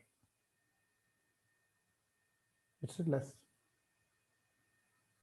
So when the agni is less, more kapha production can happen if the person is eating more kapha producing items like sweets, etc.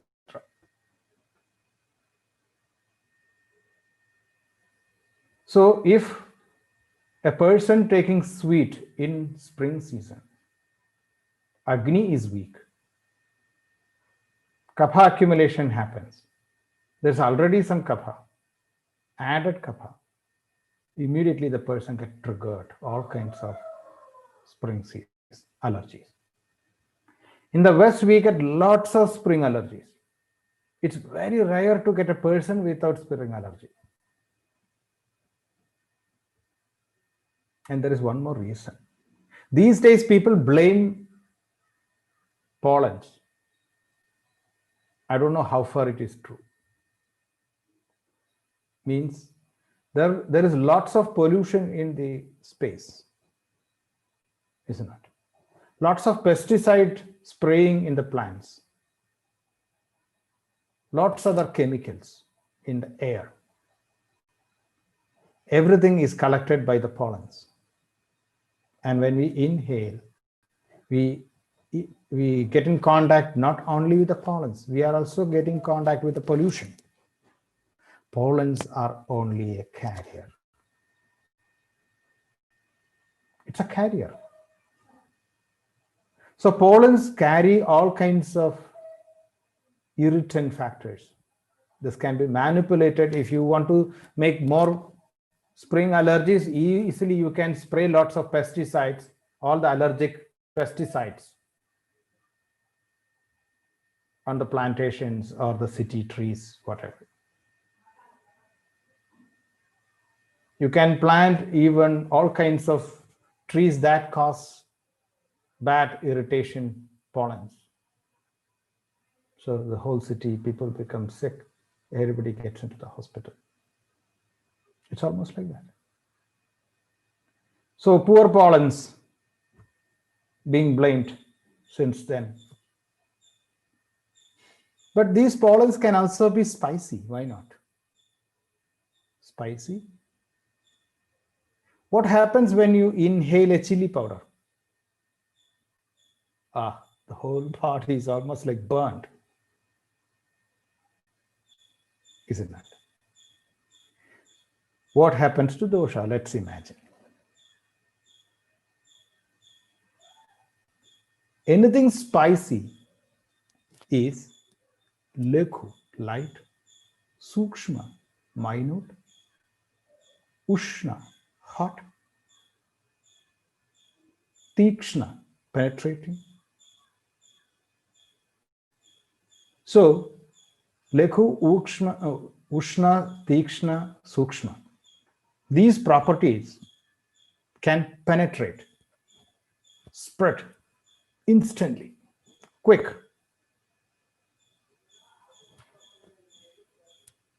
Vyavai. The property is called Vyavai, which can spread instantly. So as it spreads, it's hot. What will happen? The kapha will melt. Apart from that, there is one more issue. We have lots of pitta already in the body.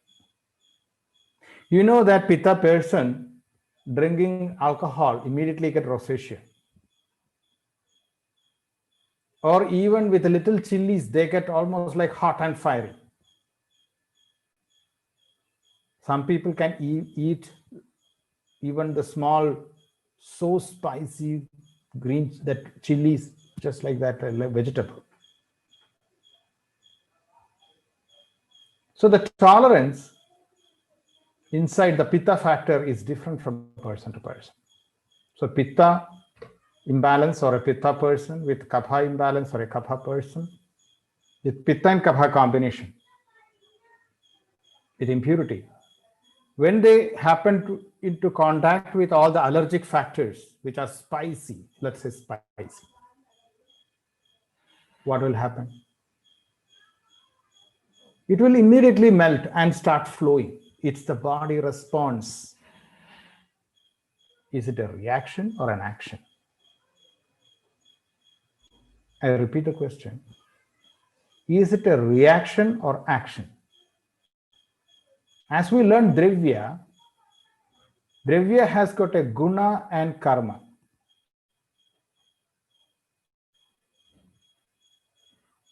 Dravya has got a guna, karma, samavai, yat, tad, dravya.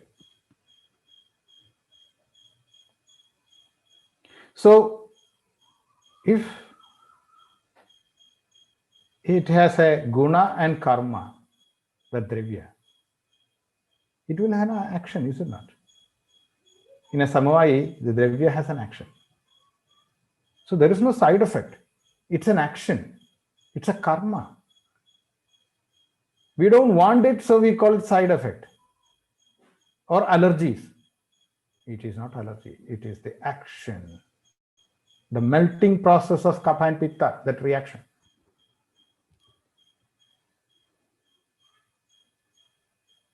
It is the action, karma, not side effect, not allergy. We comfortably call it side effect. We comfortably call it allergy. That's all. But it's a karma of a dravya.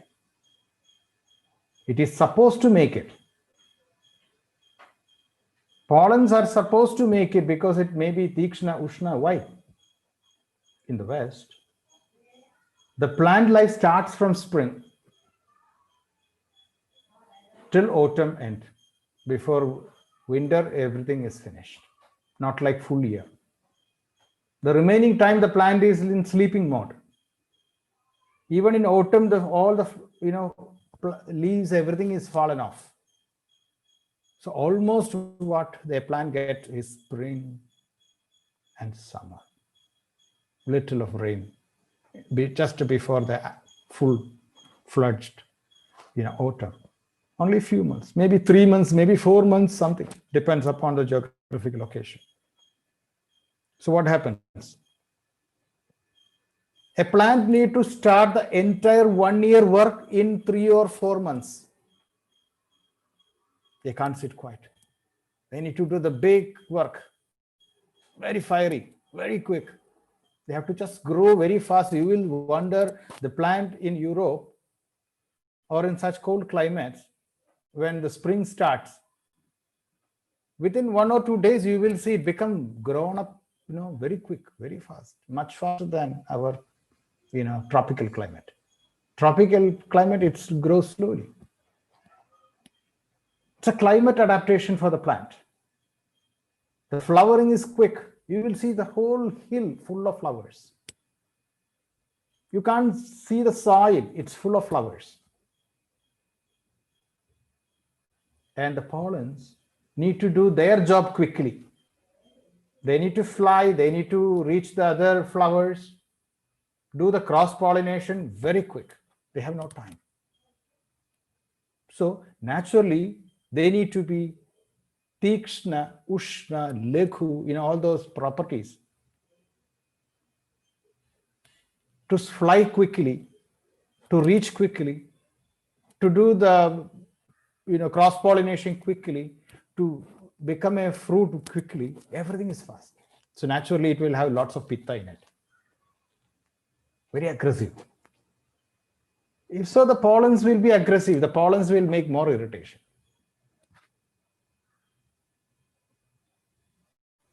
So in the spring season, these allergies are much more common, much more in such cold climate. No wonder. In India, we have less, maybe because of dust or something, because in the dry climate, it will be more dusty. But we have less pollen and other issues. But in the West, it's more pollen issues. So the pollution is affecting on dosha. And Ushna is supporting it in the spring season. And the mucus, which was already there, is helping it. So in such season, one should not use kapha producing food items. That's why we are supposed to avoid sweets. You can see very commonly a person with allergic asthma eats some dairy products, maybe cheese, or sometimes meat products, chocolates, ice cream, something. Then what happens? Immediately it gets triggered. Because the low Agni makes mucus, more kapha production. So Acharya says to do things that can reduce the kapha.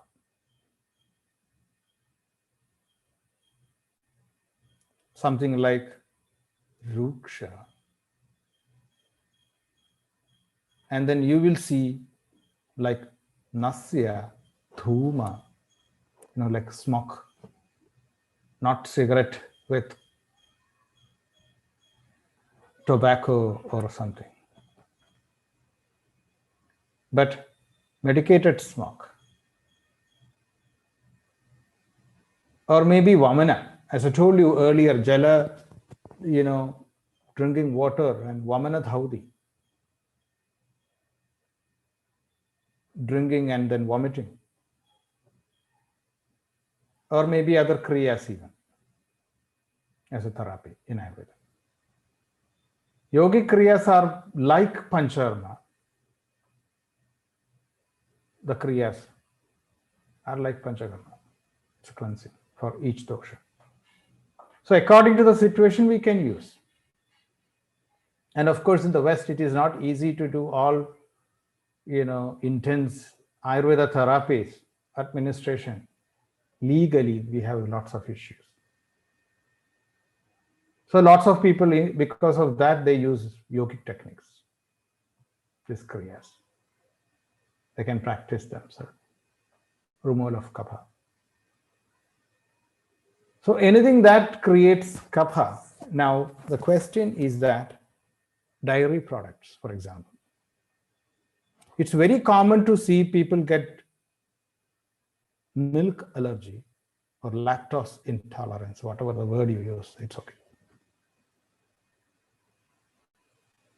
What is that? And then they say there are some missing enzymes to digest the milk or to digest the nuts. So a person gets nut allergy, gluten allergy, some enzyme missing. What is this enzyme? This is what I've been telling you about the Agni. Put together, we call it Agni. It's Agni Vaishnava. Mandagni. So let us say these allergies, the food allergies, are the weakness of an individual to digest that, because Agni is not compatible. Can we eat an iron rod and digest? We can't. Because our Agni is not compatible to digest mud or iron piece. So, our Agni has certain limitations. So, seasonal allergies like spring allergy is also related with lots of kapha and Saṃhitātattvavicāra influence. You will see something similar but slightly different in autumn. Autumn more pitta and some kapha. Dosha is just twisted, turned around.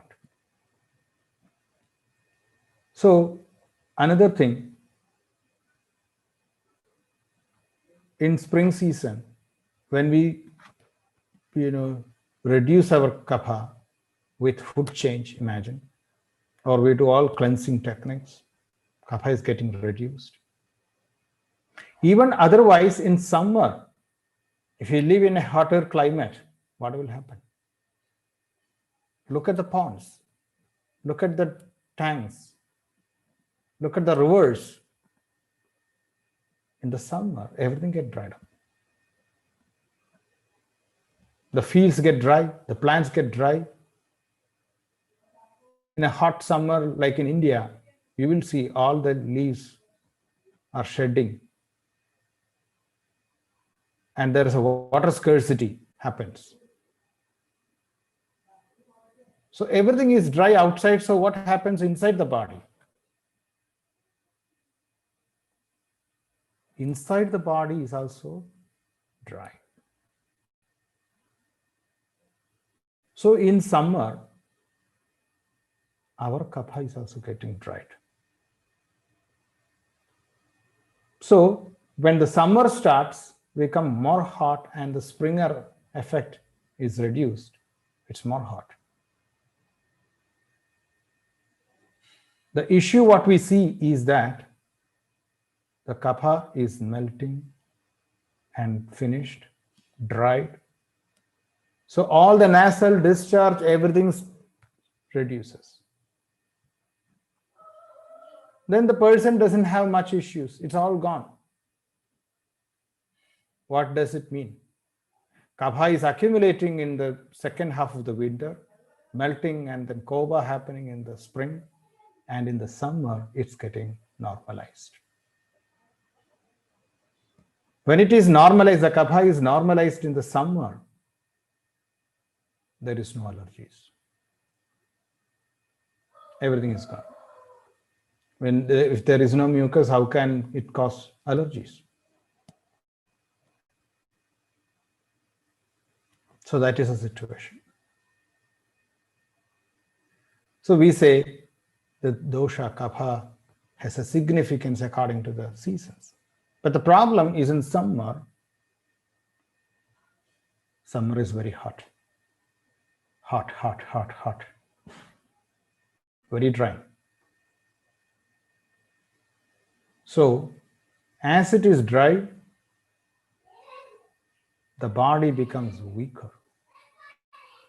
Agni is weaker, as I told you. And Vata is picking up. Some English commentaries and translations, not translations, some English books of Ayurveda, has mentioned that summer is a time Pitta is aggravated because of heat.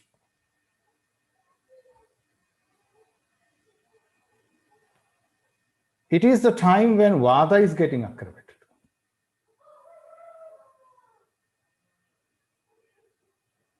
Pitta, there is some influence, of course. But it is not the pitta real accumulation. It comes in the summer, not as the hot sun, bright Sundays. So the heat and the summer effect dries everything. So naturally there will be more ruksha, ushna. It's almost like empty. So Charaka says, or Ashtanga also says, we need to drink lots of fluids. The food will be the lifestyle, more explained in Ashtanga that we need to drink lots of fluids and water, like juices, soups, kind of. There is a traditional practice in South India. People drink kanji, the cooked rice, with lots of water. With lots of water. Because kanji is lighter, mandapeya, vilepinam, odanassilakhavam. So the kanji with the rice with lots of water, rice soup, we can say. Some people may not be very familiar with that in the West. So rice is cooked with lots of water. It's easier to digest, as well as it protects the agni. Very good for tiredness and the heat, as well as it refills. Like in fever, we give it.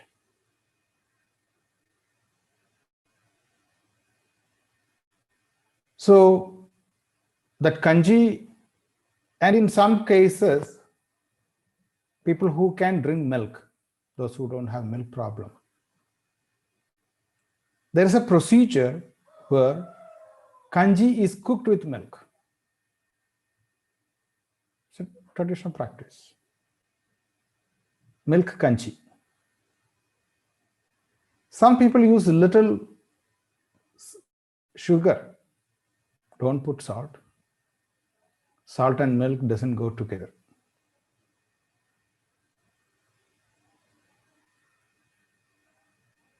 It's a viruddha. Milk with salt is viruddha. To prepare, cheese and paneer in the milk, they put salt. So it is not really good. It causes, viruddha. That's why people, when they take cheese and paneer, they get lots of allergies and issues. One of the reasons. So milk kanji, in the hot summer, milk is cool, strengthening, nourishing, and then it protects from the heat outside. You will feel like, good relief after intake. But you can't have summer. Not much exercise. So in the trade, we have a procedure after Mahashivratri. Mahashivratri is a day the temperature gets in peak. So after Mahashivratri, we stop all kinds of physical exercise practices. For example, like martial arts, kalari. Maybe simple like little of leg movements, body movements. In yoga, we do some little few postures, maybe a little bit more pranayama. Or maybe few rounds of Surya Namaskar, not 108. So the exercise is reduced because the body strength is less. And also, classically, it says, avoid walking long distances. Those days people used to walk. But these days, lots of people use public transport, like open buses like in India. in hot summer, it is not very good idea to travel in open, public transportations. So because of the heat, it's not possible to. But those days, how they used to manage, like my father's early days or my grandfather, time. They used to get up early and they start walking like 4:30, 5 o'clock at least. 4:30, they start walking. And by 8, 9 o'clock, they will stop somewhere and then they don't travel anymore. Rarely some people walk in the evening after 5, 6 o'clock till maybe 8 o'clock or something. So when it is not hot, people can travel. Avoid traveling in the midday hot time. So it's again according to the climate, summer. As the temperature rises heavily, the next is the monsoon. I think we can make a 5 or 10-minute break and then we can join again. Then we will address the questions and answers. So Definitely, sir. So maybe you can pause the recording or something. So now it's 11:06 in India. So 11:15 or what is the best time? Sir, at 15 or 20 is fine. Okay. So whichever you prefer, we can put it. If anybody want to get up and then come back, it's fine. Dear students, we will take a short break of 10 minutes. We will restart around 11:15 or 16. Thank you.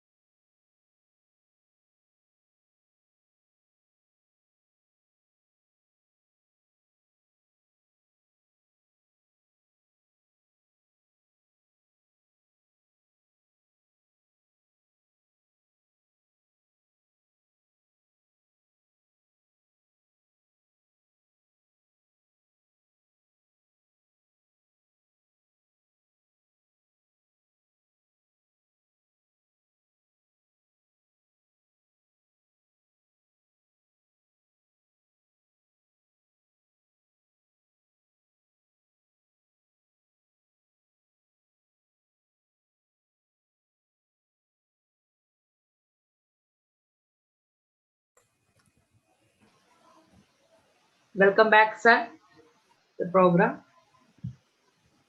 Dear students, sir has requested that if few of you can turn on the cameras, he can see you and have a face-to-face interaction.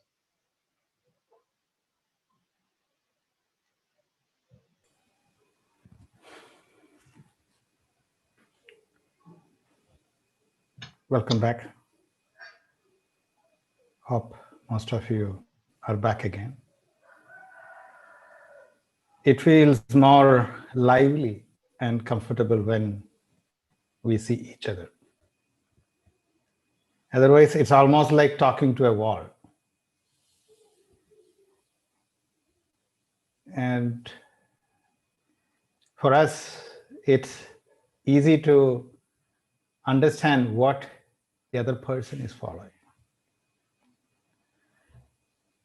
That's how the traditional Gurukula education, the teaching is looking into the eyes. The reflection of understanding, we can easily understand from the other person's eye. So accordingly, we can change or give more examples, elaborate or concise,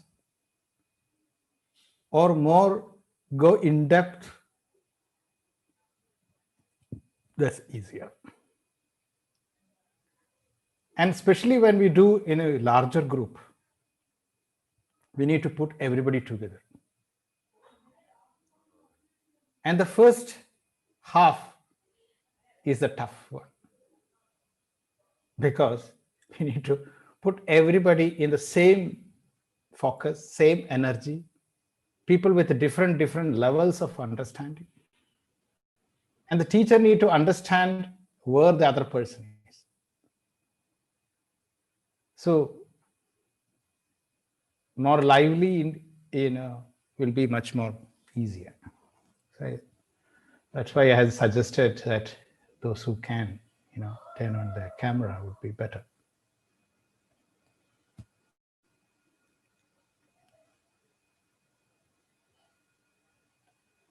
So today, I was not going much with the classical sloga by sloga, letter by letter. No, that is possible. But one day, one chapter is not the way how we learn. That's not easy. As I told you, when I was learning, maybe one sloga, one line was one day. And most easily, it used to be 3 to 4 hours. There will be so many things connected to talk about. So the more in depth when we go, there is no shortcut for learning. But anything is better than nothing. And the concept of this Tattva Vichara, it has to go through the Vichara, it need to recite or repeat in the mind again and again. And this is only a spark. We put a spark in a dry grass. That spark becomes a little fire and it becomes a full-fledged fire.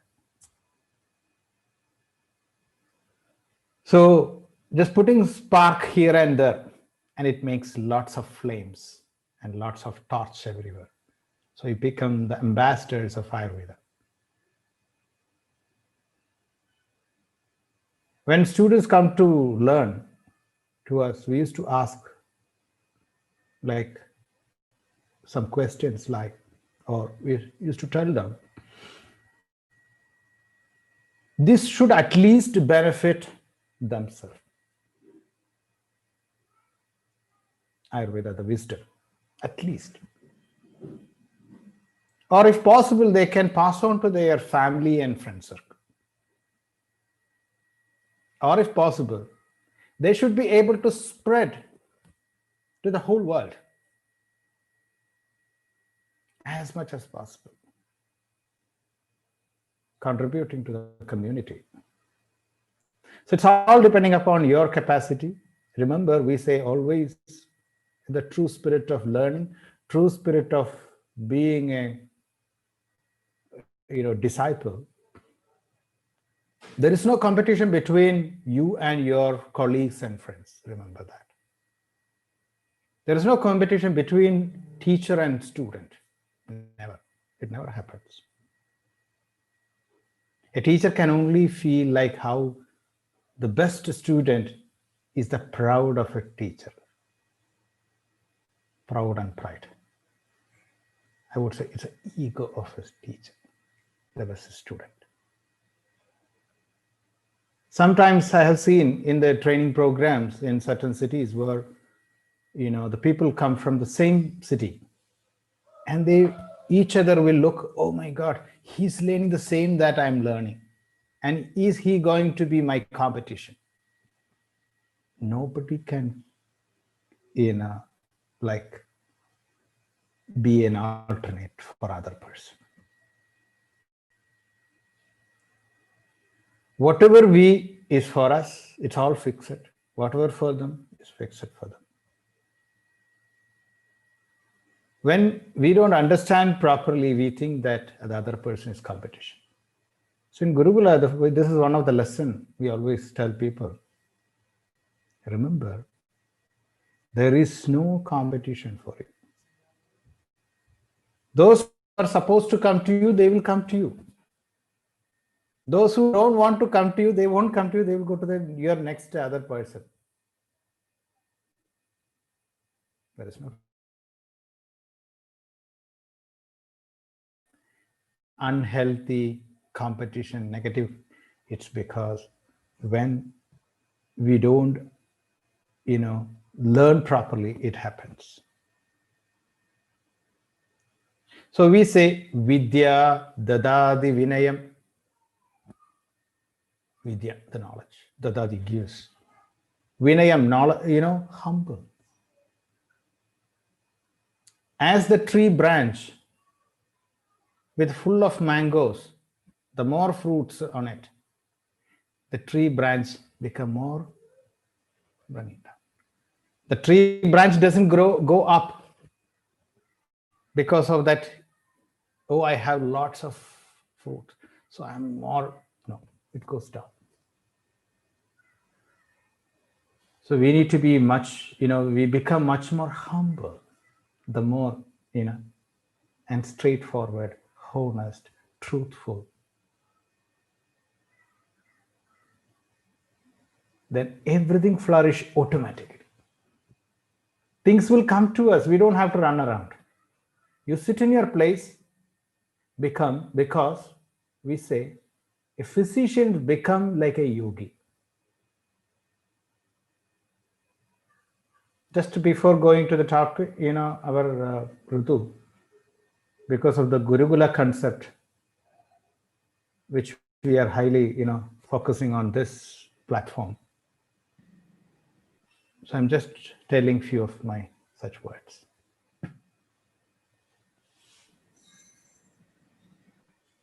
So this, that humbleness is a result of learning. And everything comes to us, as I told you. And there are 4 types of physicians, according to the learning process. The first group is having a practical exposure because they have seen their father or grandfather or somebody is practicing it. Or maybe we can call it folk practices. Or we can call it like a tribal medicine, grandma medicine. Grandma medicine. In that, what happens? We see, oh, black pepper leaf grinding and the paste application on the forehead is good for headaches. Dry ginger paste application on forehead is good for headache. You just give to somebody, you get the result, you give to everybody. Some get results, some doesn't. Don't know why. The second group has a classical, traditionally taught subject is thorough. Practical experience, no. So the person trying to, go through the text and trying to implement things, it's hard, is it not? When we came out of the college, oh my God, what is going to happen? I remember like 27, 28 years before, when we came out of the college, and the patient comes, oh my God, what do I have to prescribe? Whether the patient will come back or not, oh my God. Something will happen to the patient, whether somebody will come with a stick to beat me, all these kinds of fears. But when we start applying the theory in practice and understanding the practice with theory, reverse, like dry ginger when it is given in headache. In a kapha kind of headache, it reduces the kapha, opens the throats. Yes, it is good. But in pitta and vata kind of headaches, it may not be good. And somebody with a nasal bleeding, and you put some dry ginger paste, it will bleed more. So we need to think practically with a dosha, is it not? Then we start error, trial and error. I remember when I was, in the beginning time, when I used the Krimishodhini tablet, I used only one tablet. I had 27 times, bowels, shuttling every 15, 20 minutes back and forth from restroom to bedroom, I would say. Not the other way. Then my friend was laughing like anything. He said he gave 4 pills to somebody and that patient never returned. So we don't know how many times that person must have. So this is like a practical, when we finish and when we start our practice, these are the common things that we experience in our life. So trial and error. Third group, Vaidya, with the practical knowledge and theoretical knowledge. Sound practice, sound theory. Third group.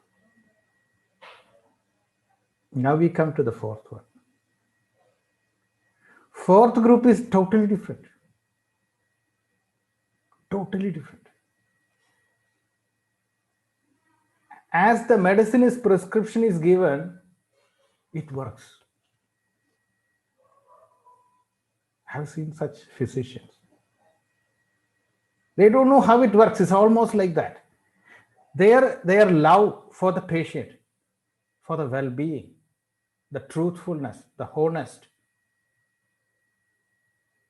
Like we say, the priest in the temple, it's almost like a yogi. The person becomes like a yogi because of that intention. Whatever he or she gives works. You must have heard like there are some physicians who gave some hot water and then the patient got cured. I've heard so many stories like that. Even in the Ashtavidya tradition of Kerala, there is one story about one physician who gave banana when the king was in terrible pain with ajirna, indigestion. He fed him with another banana. He was crazy, the physician, but still it worked. And there are some other cases similarly, that Valinarayana Nambudri, lots of such stories I've heard about him. So many people are there. So at some point, the physician need to become a yogi. That's what I meant. So we need to expect lots of yogis here. So when we start thinking, the first lesson is that we have no competition. This is a number one lesson.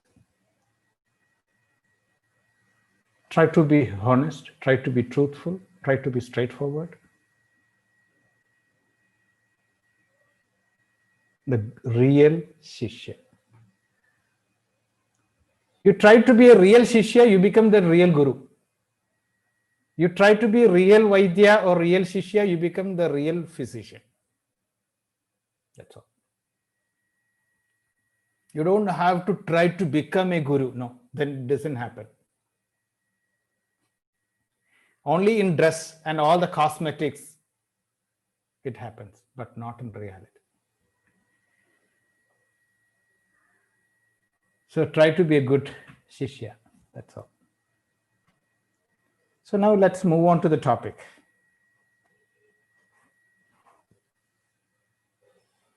I think I will take another maybe 30 minutes for this to finish the topic. And then we can have long questions and answers. And then we'll conclude. So, we talked about rainy season.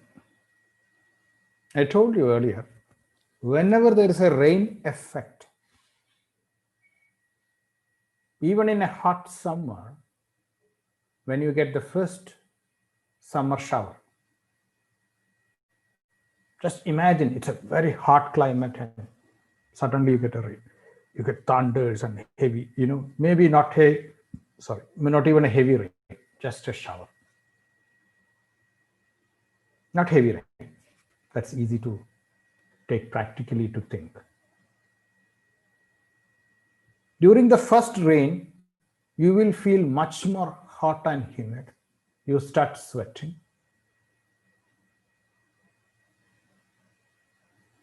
After the rain, it's very common in the South India to see that effect, that lots of trees, the flowering like mangoes, jackfruits, cashews, lots of plants, even coconut. Flowering happens from winter onwards.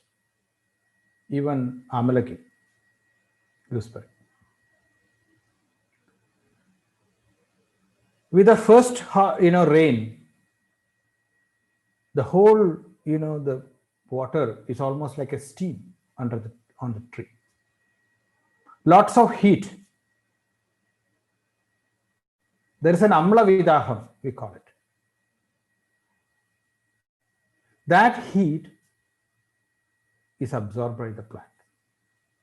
And you will see immediately all the flowers and fruits, whatever, is falling down. Poor farmers will say, oh my God, this rain cheated us. But they need rain. Then how? They need a heavy rain. Then no problem. The soil needs to soak and become cold, wet. So as the temperature is high, the rain needs to be heavy. That's why in tropical climate, the summer is hot, so the rain is heavy. In the cold season, cold countries, the rain is scattered throughout the year and it is not heavy. As the temperature little rises, they get little rain, drops. So the graph, if you look at the temperature graph, the temperature goes up. During rain, the temperature little drops. After the rain, it goes up again. So we can say hot, cold, hot. Hot, cold, hot. That humid, at that time, if you look outside, just observe yourself. The sun is bright after the rain. Have you noticed that bright? It's so beautiful. The sky will be beautiful. some bright sunlight you can see. So that bright sunlight is the pitta effect. And that humid is making the plants much more sour. Somebody told me, a winery farm owner told me, in the September to October beginning, that's the time the autumn starts. The wine will have much more sour fruits. So they need to collect and separate it from the other harvesting. Because this wine is much more sour, the fermenting and the quality, the taste, everything is different. It's because of the amla, the sour taste from the soil is absorbed by the plant after the rain. As I told you, the autumn requires lots of sour.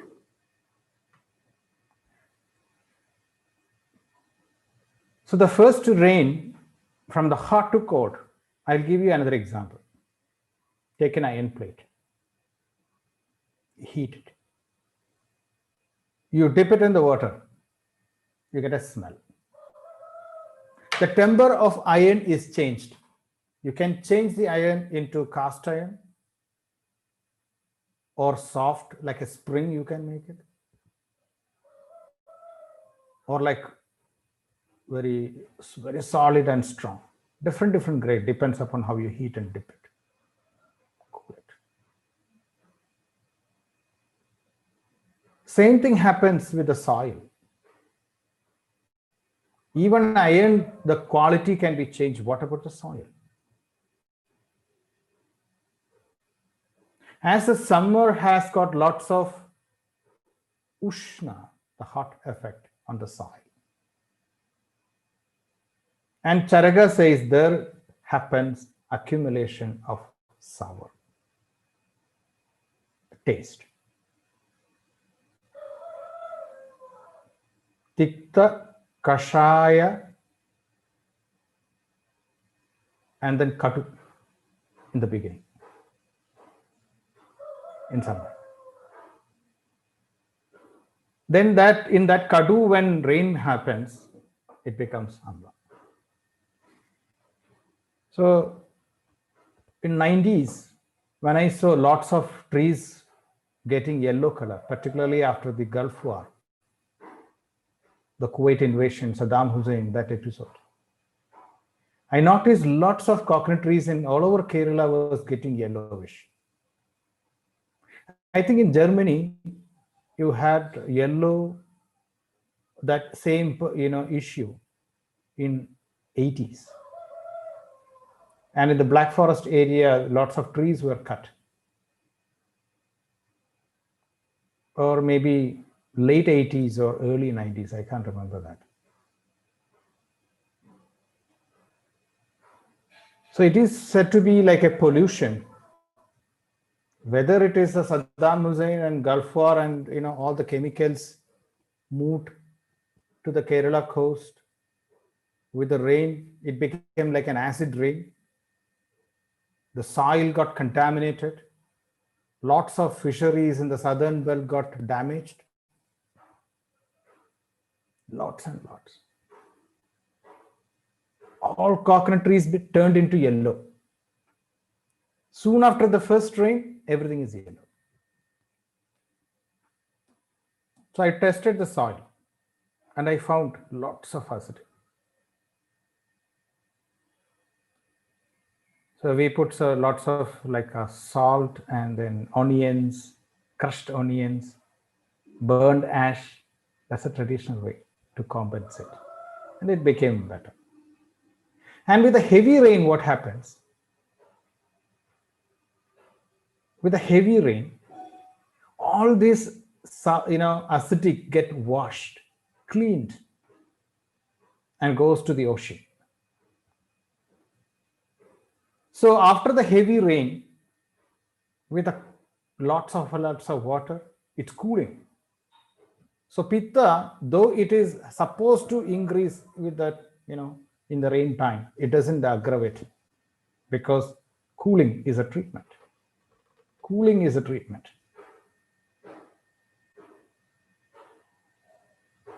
Then what happens? When the rain stops, that humidity, it supports. That's the time you see the autumn effect. Plants get immediately yellowish. Okay. So this I have seen in Kerala, initially yellow with the initial rain, then the coconut trees that, leaves change color back to greenish, the new set. Again in August, it turns into yellow. So whenever the rain reduces, the pitta, the heat starts, the leaves change. If these plants can have this, why not human beings? We get the same effect. We live in the same soil, same climate. Everything is same. And now, if you look at, lots of people get autumn allergy.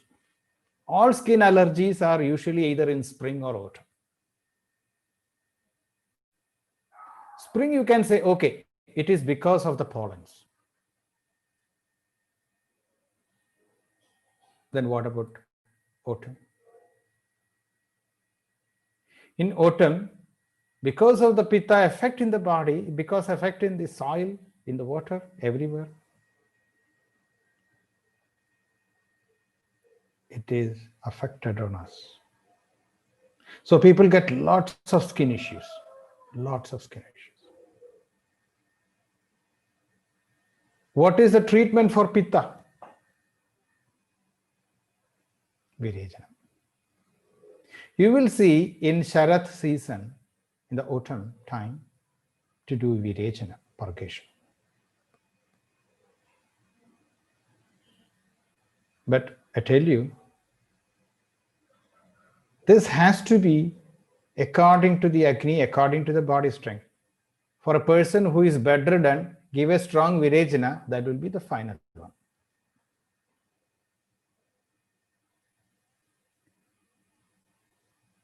Because without Virejana, the Virejana has to be based on strength. So classically, once I remember somebody came from Australia 25 years back. He was eating everyday sweets, the Mysore pak, from the AVP canteen. He asked number one, then he wanted one more. So first day, okay, canteen manager gave it. Second day happened, 2 Mysore paks. Third day, 2 Mysore paks. It's a big square, like sweets, very sweet. Third day, the manager asked him, what are you doing? This much sweet is not good for you. That man said, I'm an Ayurveda student and this is a pitta time. I have to eat sweet to pacify my pitta. The manager said, I'm an Air Force guy, a retired Air Force guy. I was a captain. I don't know anything about your pitta and kapha, but I know that you can't digest this much of sweet. You will get loose, diarrhea or vomiting, some indigestion. He said, no, I know. I am studying Ayurveda. You know what? You can imagine what would have happened, whether the captain was right or whether he was right. Maybe I think 5th day or something, he got a severe diarrhea and vomiting. He was a young boy, 24, 26 years old. He got scared and he started almost crying that he wanted to see his mother, poor man. And he took a flight and left. He thought he's going to die. So in that situation, it says Madhura and Tikta Virejana. That's what I'm coming to the point. Madhura Tikta Virejana. Because I'm taking more into the clinical aspect. Pitta and Virechana is good for Pitta and Kapha. Tikta Virechana. So we have lots of kashayams and other things with Tikta Virechana. Even Tribhala we can say. There's a bit like that. Tikta and Virechana. There are lots of other herbs. Haritagi. I mean, it's not really whether it is Tikta, but it is not Madhura. So it is good for Kapha and Pitta to clean, whereas Madhura Virejanam, we have Trivrat Lehyam, for example. We have Avipatti Churnam. It has sugar in it. So when Pitta Vata or Pitta Kapha, according to the dosha association, we can choose either Tikta Virejanam or Madhura Virejanam. Madhura Tikta Virejanam or Pitta Vada, we have to go with Madhura, but not very heavy. Aushadha need to digest, is it not? The medicine need to digest to work in Virechana. Otherwise, what will happen? If the dose is high or if the medicine is not digesting, the person will vomit. Or sometimes the person vomits because they don't like the taste. Or they are afraid. So that's why classically it says, and we do the same in the practice too. You can see that like Manibhadra Gulam or Trivralehyam, Avipatti Churnam, it's all with Madhura and Tikta combination. Virechana. In yogic kriyas, we could do the, the Kunchal Kriya, salt water drinking and then evacuating like a Virechana, purging. So that can evacuate, the Pitta.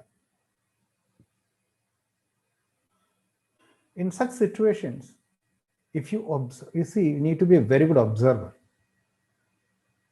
If you observe the bowel movements in such time with lots of Pitta, the person will tell the stool is hot. The stool is more liquid and more yellowish. Sometimes the stool will be very foul smell. That Pitta Gandha, that the foul smell of Pitta. As the person evacuates and clean, all the skin disease will subside. The heat. And if he keep the heat in the body, if he keep the mucus in the body, it will become chronic.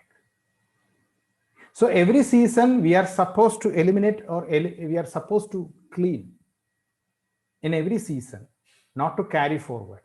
It's like your mobile prepaid connection.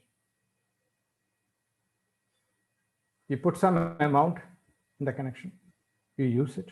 The balance, when you put again some more money in that prepaid account, you get a carry forward.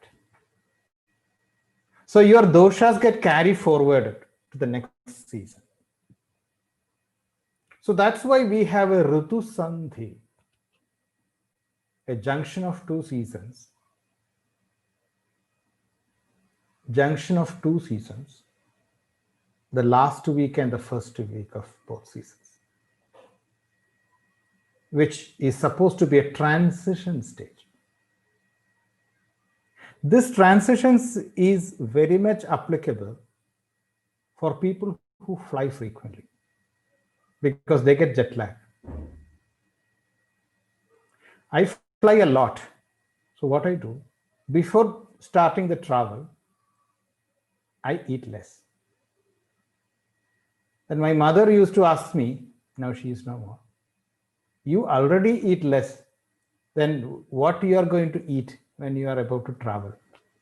Because we have to reduce the food intake to avoid any kind of kapha accumulation, ama possibilities, And as soon as we reach the next 2 weeks also, we should be careful. Reduce the food intake. Remember, we are not traveling for a food eating competition. Then we don't get sick with the climate, because it's a climate change. Imagine somebody is now coming from England all the way. It's cold there. And they take a flight and coming to Coimbatore. Here it's around like 28 degrees or 30 degrees or something. I didn't check the temperature today. So it is like a summer. The body treats like a summer when they fly to India. Even North India to South India, now it will, they will feel like summer. So the body undergoes a summer effect. Or before that, there's a spring effect and then summer effect. First, spring effect as soon as they land, because the kapha in their body is melting. Then it becomes what? Summer. So as the kapha is melting, they get all mucus issues. Their agni goes weak. That's a time they get a new type of food. For example, this is very common and there's a term for it. Some of you may be familiar. It's a troll. It's called Delhi belly. Delhi belly. People who fly to Delhi, not only Delhi in India, that means India, they get a diarrhea. If you are not getting a diarrhea, you are disqualified. And people think it is because of the water, or it is because you eat from the street,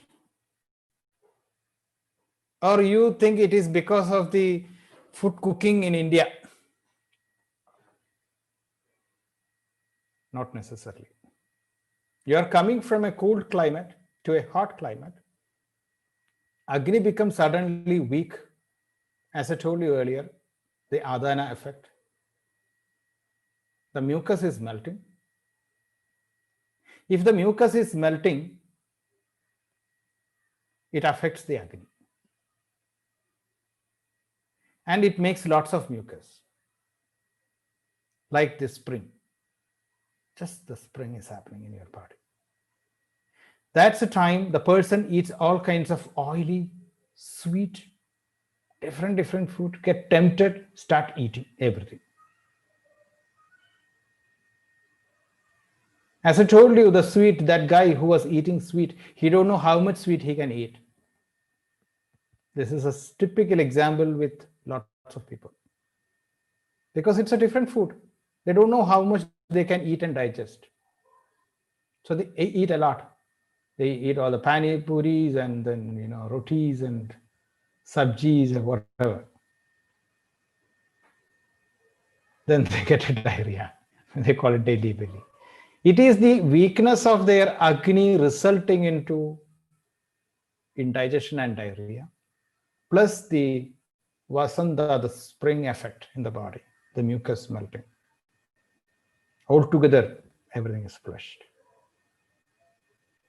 Not necessarily the food is having some bug.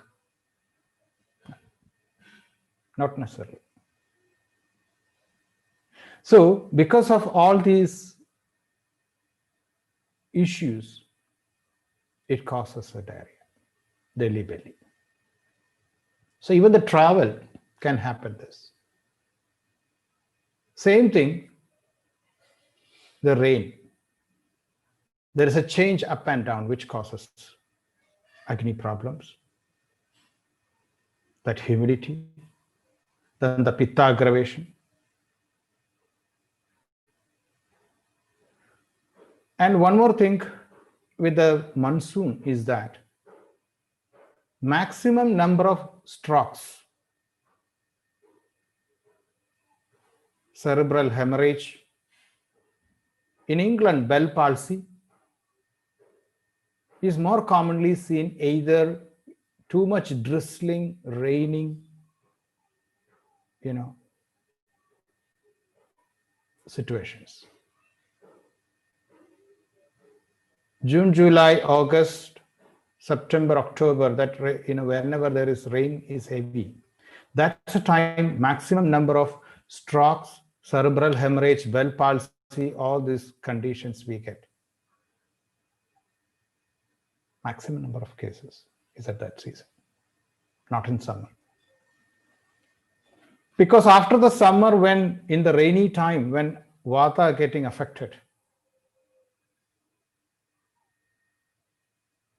it causes a stroke. That's a favorable time. You must have heard about the heart attacks. Maximum happens in the early morning hours. That's a time where the body function, all the impurities are much more causing srotarotham, the blockage of channels. And then that's time to heart attack happens. Similarly, in the cool seasons. Joint disorders, I told you, it's more in the winter. So, vata aggravation, if it is in the monsoon, like the strokes and such things, for example, and it is a visarga time where the body is in a receiving and gaining mode. It's like a sunrise, becoming better. That's a time, in vata time, not energy depleting time, energy gaining mode in the raining time. That's a time Vasti and all vata treatment, like all yearly rejuvenation therapies are done in Kerala, most commonly in July, after the rain. Strike in its own seat or in its own time.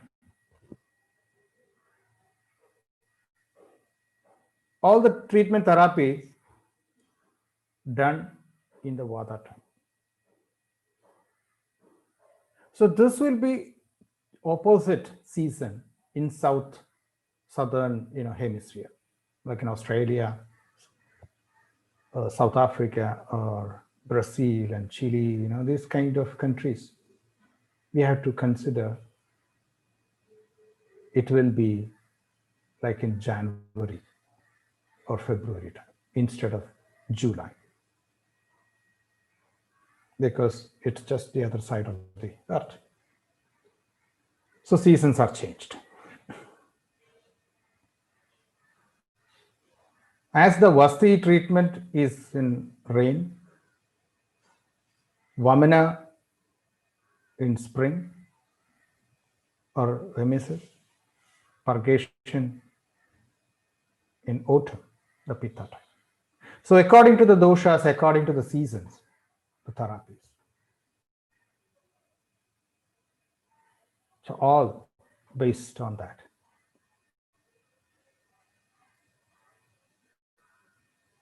And says, Pittam Sharati Kuppiri. In Sharat, in the autumn time, Pitta get imbalanced. We can take the example from a different chapter. For example, in Ashtanga Hridaya, it says, as the properties of change in the soil, the plants absorb those properties, and it will have impact on dosha accordingly. So as the amla, sour, such properties are absorbed by the plants in rainy season, it gets pitta effect and it becomes pitta plants. So using such sour fruits in autumn will be a bad idea. Maybe we'll have to think about some other fruits collected, from a different season.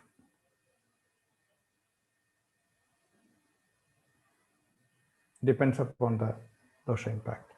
And these days, unfortunately, we have lots of sour fruits, which is the best for inflammations, aggravating inflammations. All that acidic fruits causes problems. And people are tempted with it too. Because the sour has the property, ruchyam, Agnideepanam, ruchyam. It gives good taste.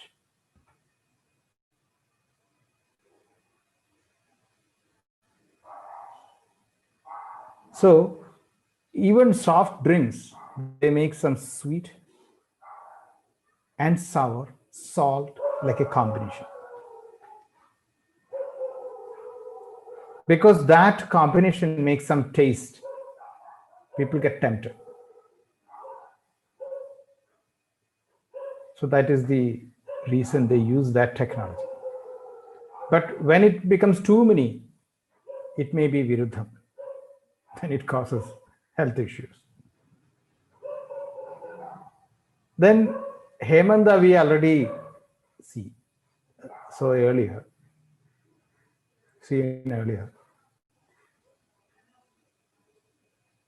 So in 3 seasons in Adana, 3 seasons in the Visarga, gaining mode, losing mode. And summer, I told you, like we can't do much therapies. Otherwise, we could have done some Vata correcting treatment much more in summer before it get worse in rain. We should have done it, but the body is very weak. We can't do much virejana. Even I told you exercises to be stopped. So in all together, we have to consider the bala, the strength of the person. Sometimes we have vyadhi bala. The disease is very strong, but the patient is not strong. For example, in some cancers, metastatic cancer in infiltrating stage, we don't know whether the person will survive or not. Lots of dosha issues and problems. We can't do almost, so many therapies we can't even administer because the person doesn't have strength. Vyadhi balam is there, not deha balam. So before we accumulate all impurities, season by season, we have to change and be healthy.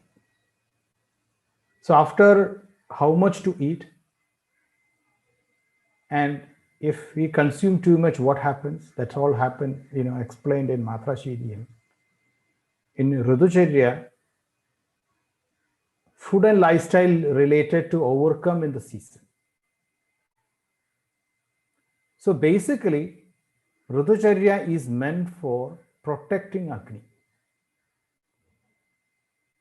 In Matra Shidiyam, it's again connected with the Agni. Because if we don't eat based on Agni, problem starts. Now we need to protect our Agni. Seasons can disturb the Agni and cause harm. So it's more like Agni Samrakshana, something like it's a protecting, Agni. So that is the base of this chapter. I think we can conclude now and then move on to questions and answers. So thank you for listening. I think it's already 3 hours. Okay. So thank you. Now, Srija, maybe you can come with the questions. Yes, sir. If you can select some questions or whatever if you have. Sir, we have some students who already have questions. And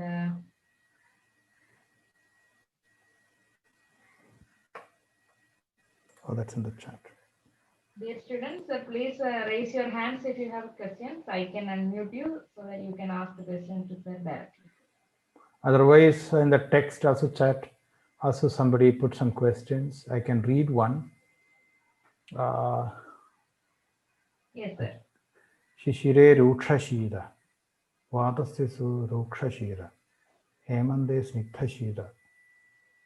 Even enough Kapachaya is told during Shishira, there is a possibility for increasing Vata.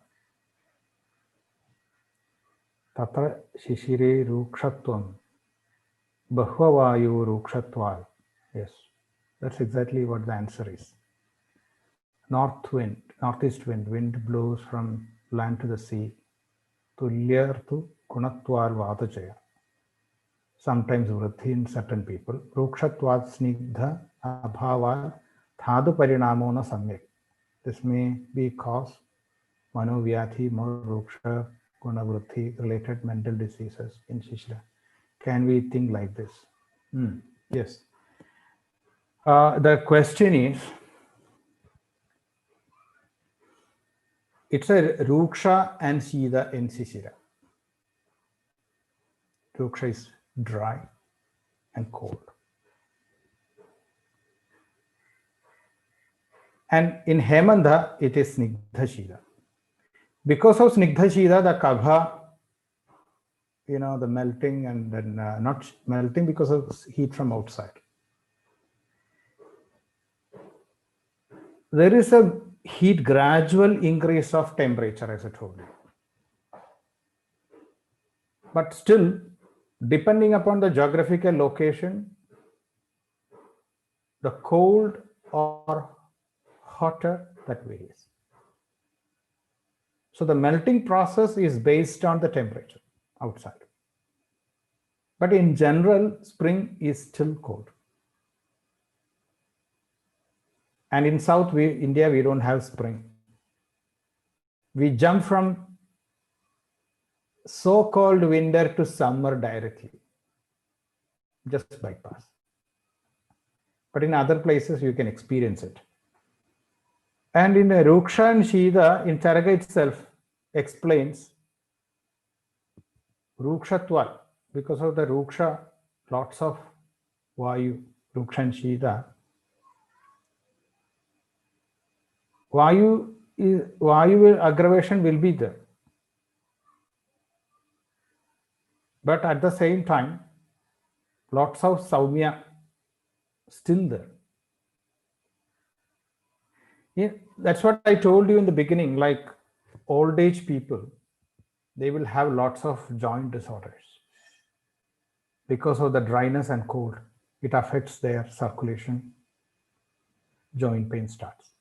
So in winter, when we do the treatment, for example, Kashayams, we select Kashayams or other internal medicines, we select certain things which are little more Ushna in winter season. So old physicians used to tell, oh, it's a winter season, so let's use some hot thylums like Kotanjukadi, Sahajaradi, something like. And in summer, we say, oh, it's already hot, we don't have to use much hot oils. Let's change to Dhanvandaram or Belashagandhadi, Kshirabala, something like that. Pindadailam, not so hot. So that's even the selection of oils and medicines according to the seasons may be required. So even like in, we use lots of Kashayams like Dashamuragadatre. Somebody was telling me like a few days back, he was taking for COVID and told me he was feeling like he was getting fire, lots of heat. Then he changed to Guluchiagi, then it was fine.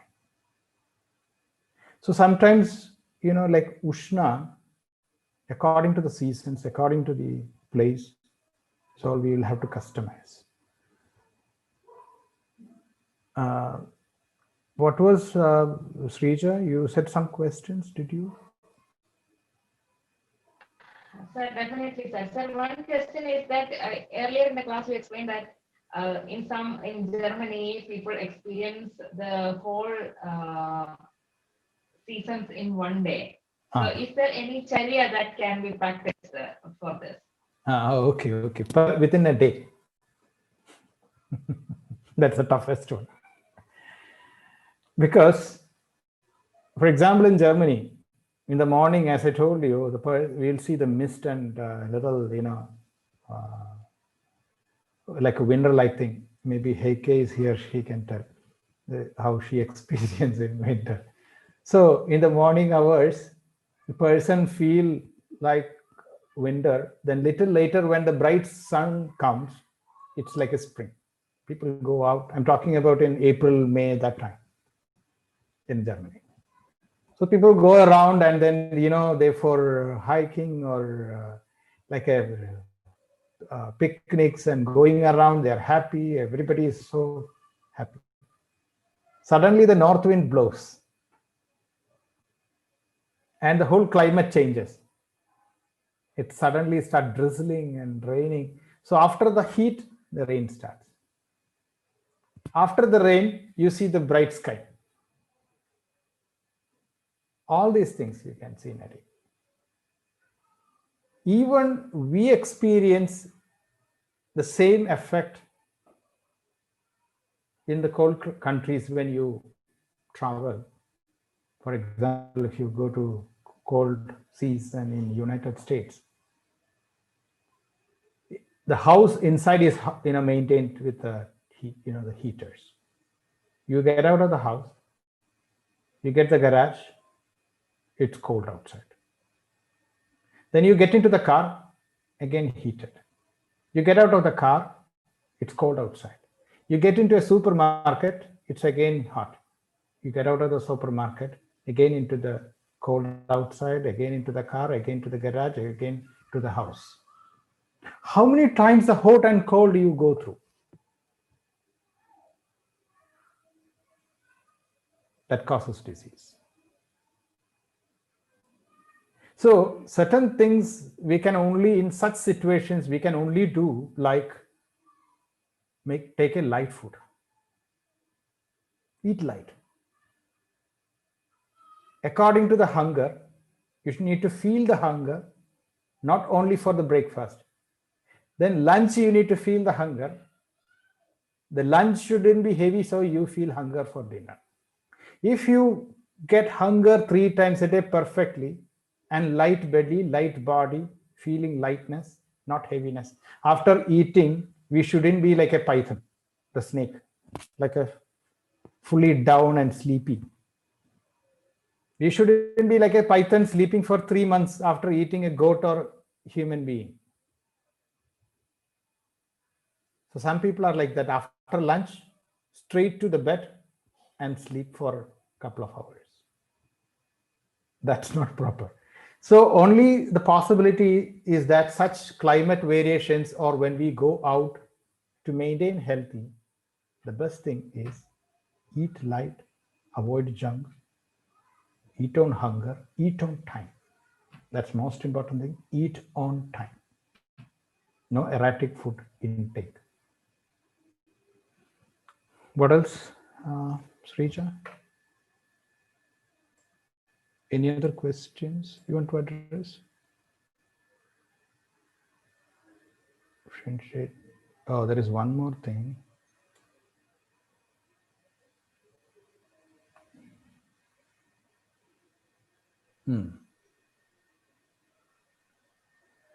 See, there is a question about regarding okay, tell me. milk, Godhuma. The question is that if wheat is Godhuma, shouldn't we not consume it every day, and should we replace it with Yava? This is from Meenakshi.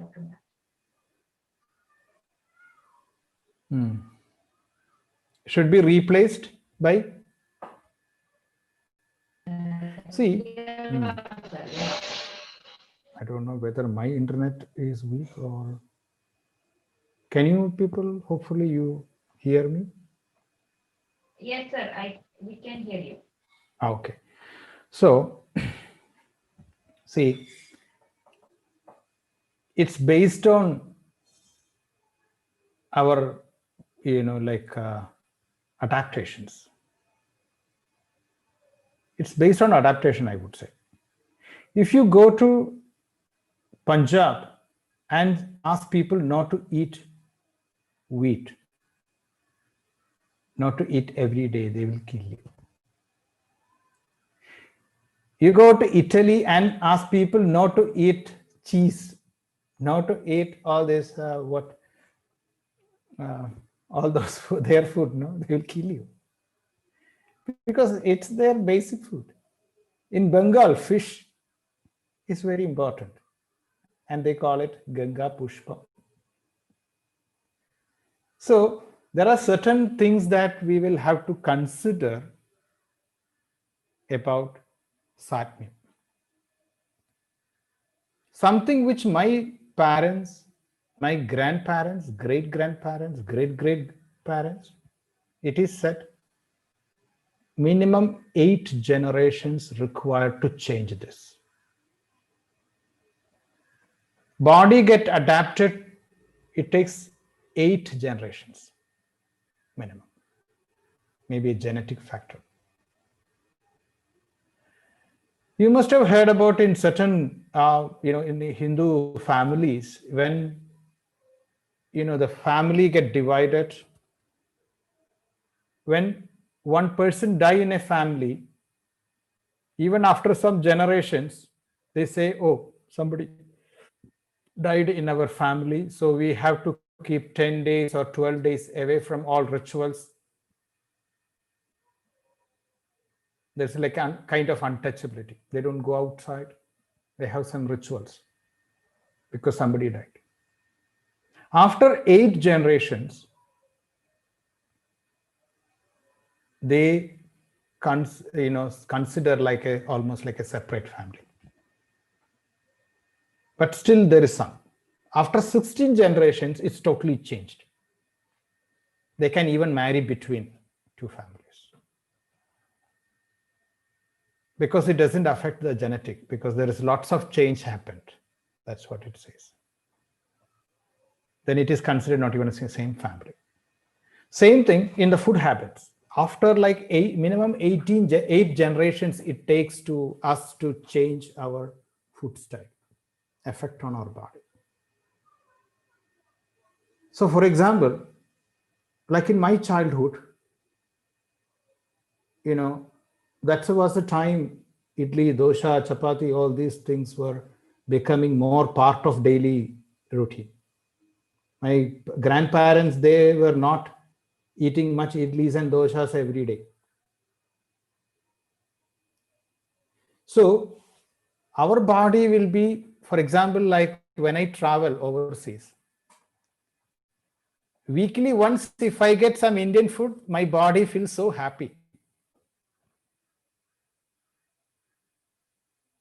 And it can be easily seen, even if you don't, even if you are used to eating, in other countries.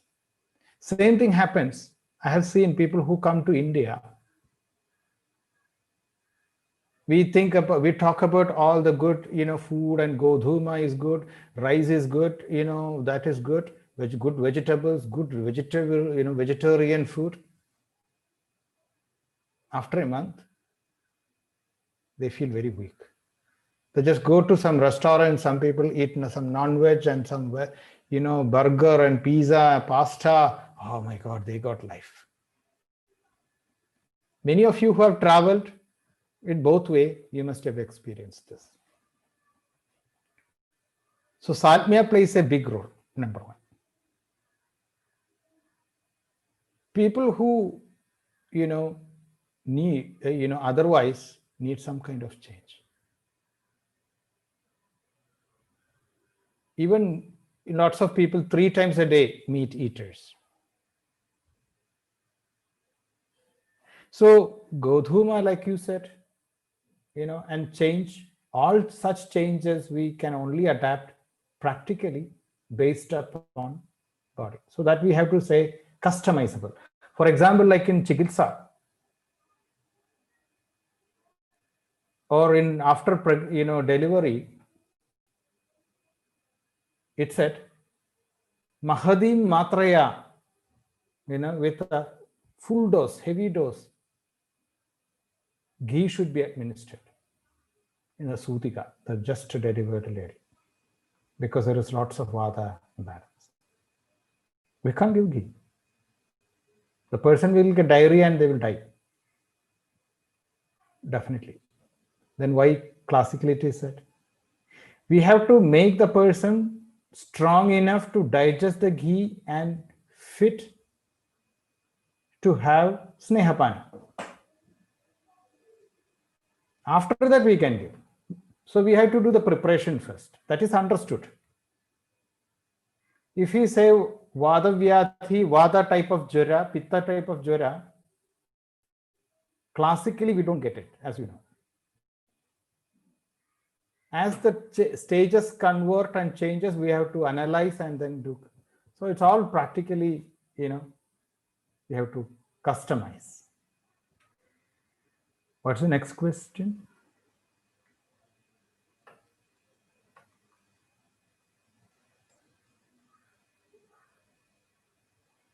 Now, there is one question. How can we differentiate the action of Ruksha Guna and Ushna Guna of Kapha? On Kapha, not off Kapha. Ruksha and Ushna on Kapha. What is drying? Ruksha or Ushna?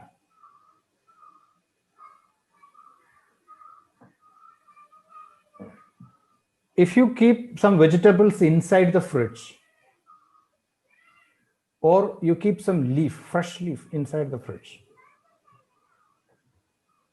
you know what happens? After 3 days or 4 days, you open the fridge and see the leaf might look fresh green. No change. But if you squeeze, you won't get the juice. It becomes dry. Even in cold climate, in cold countries, you wash your cloth, put it for drying, and then what happens?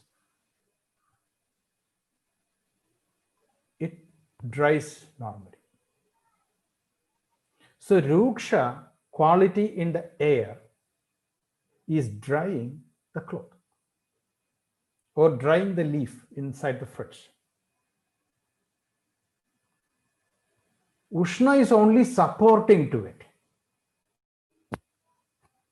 Hot or cold is only supporting factor. Is it not? Ruksha and Snigdha are also considered as Virya by some acharyas. Says Ashtanga Hridaya. Means Ashtanga Hridaya accepts.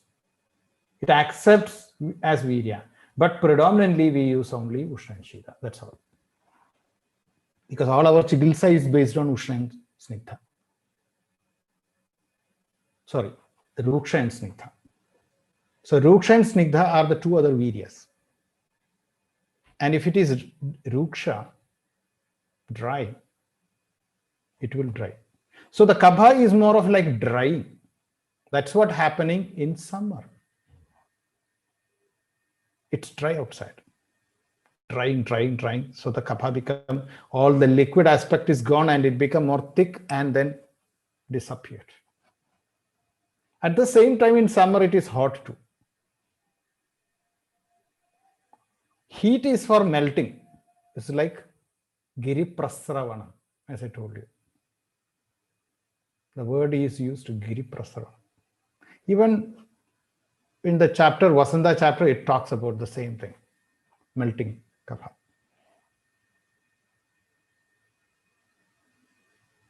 So breaking down of kapha by heat and drying by ruksha, something like.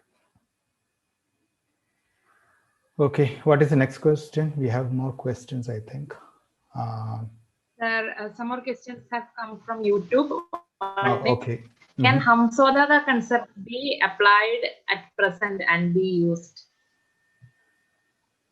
Hamsodaka. We are already using Hamsodaka.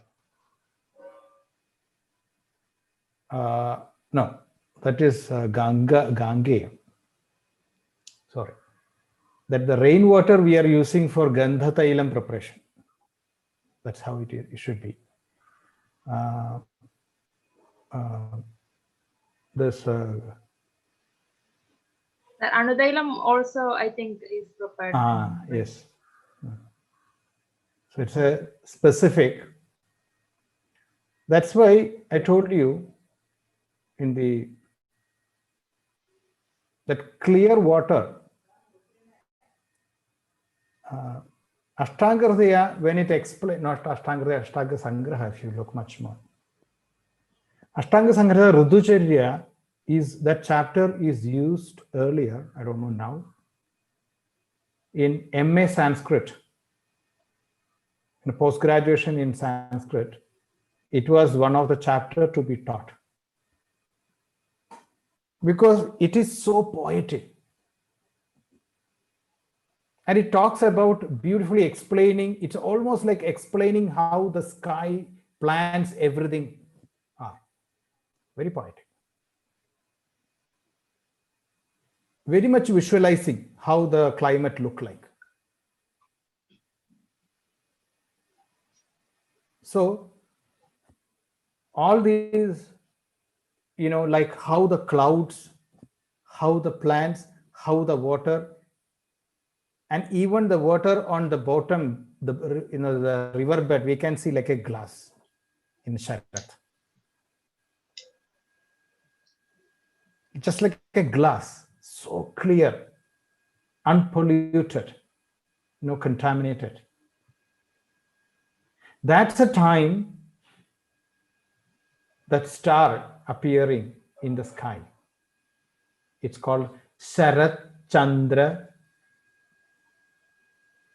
And there is even Kalidasa explains about, he uses that in another context. Sharas Chandra Chandriga Dhavalam Dadhi. It's a very beautiful word. Sharas Chandra. Sharat is autumn season. Chandra, the moon. Chandriga, the moonlight. The moonlight of autumn. Imagine after the rain when the sky is so clear. Bright sky, clean sky. With clouds here and there, with a blue, the sky on the other side.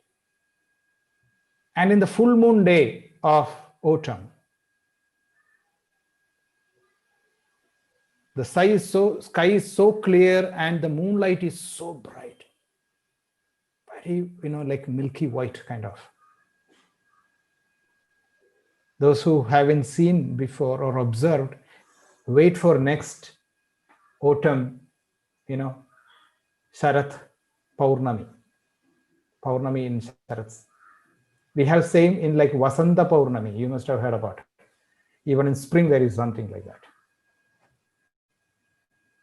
So it is because of that sunlight, clear sky, and clean environment with bright all other, plus this star combination, all together gives that result. It's a specific combination. Okay, anything else on that, Srija?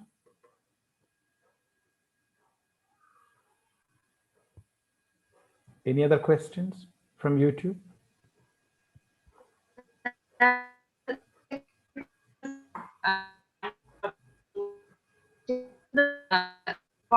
allergic rhinitis, which is perennial in nature, and how to treat that in Bangalore. Can you repeat, because I didn't hear your voice in the beginning. It was cracking. I didn't hear you the question. Can you repeat? Rhinitis is perennial in Bangalore by nature. Hmm. So how to treat that?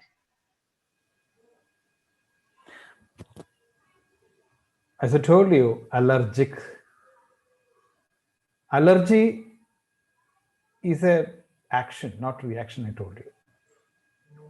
Whatever in the climate, whether it is a climate or individual problem.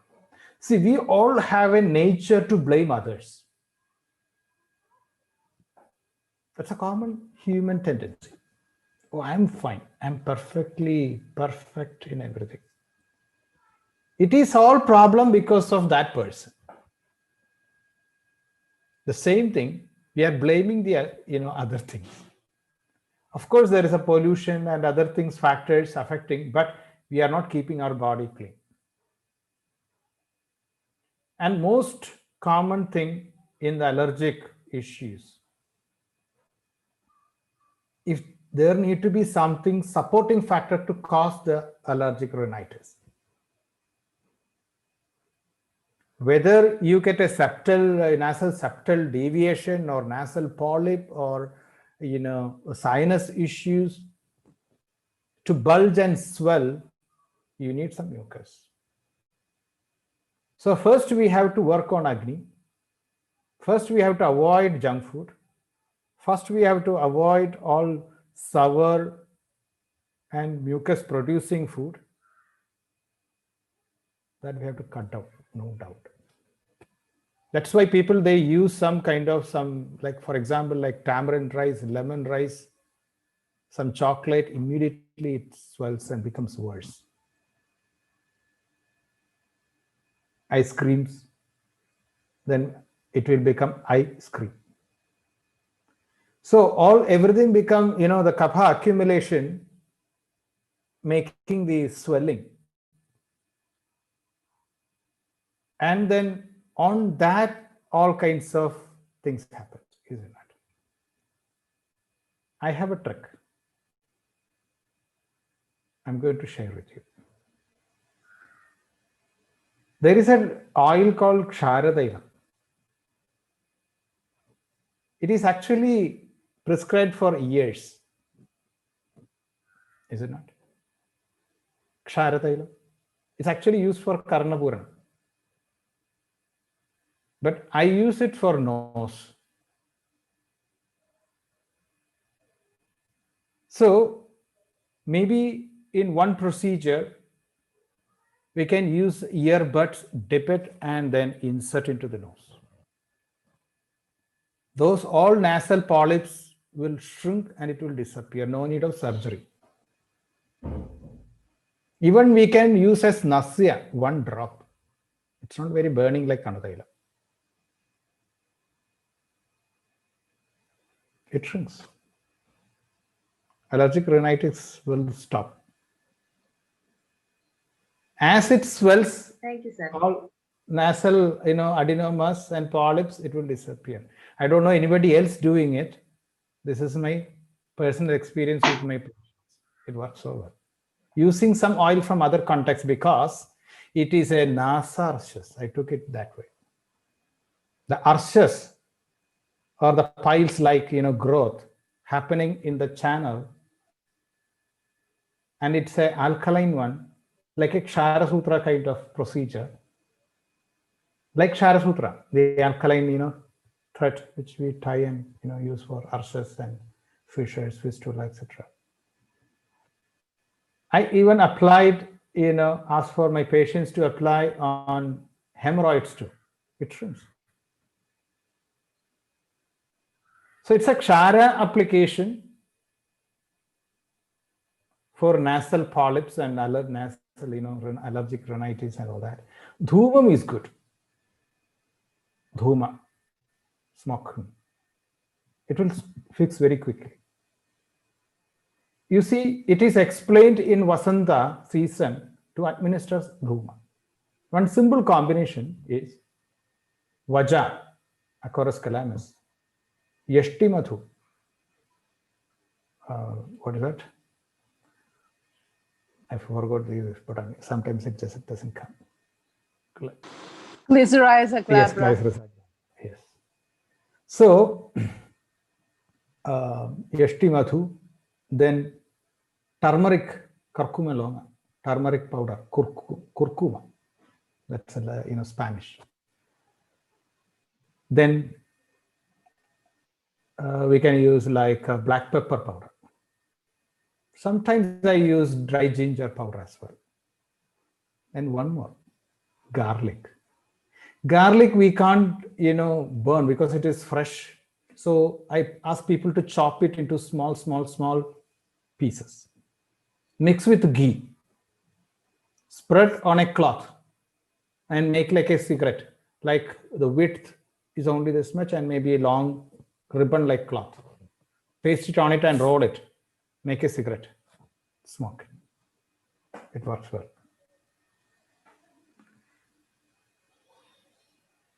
And of course, as I told you, some Vamana Dhaudi and some kapha cleaning, Nasya, Dhuma, altogether it will work.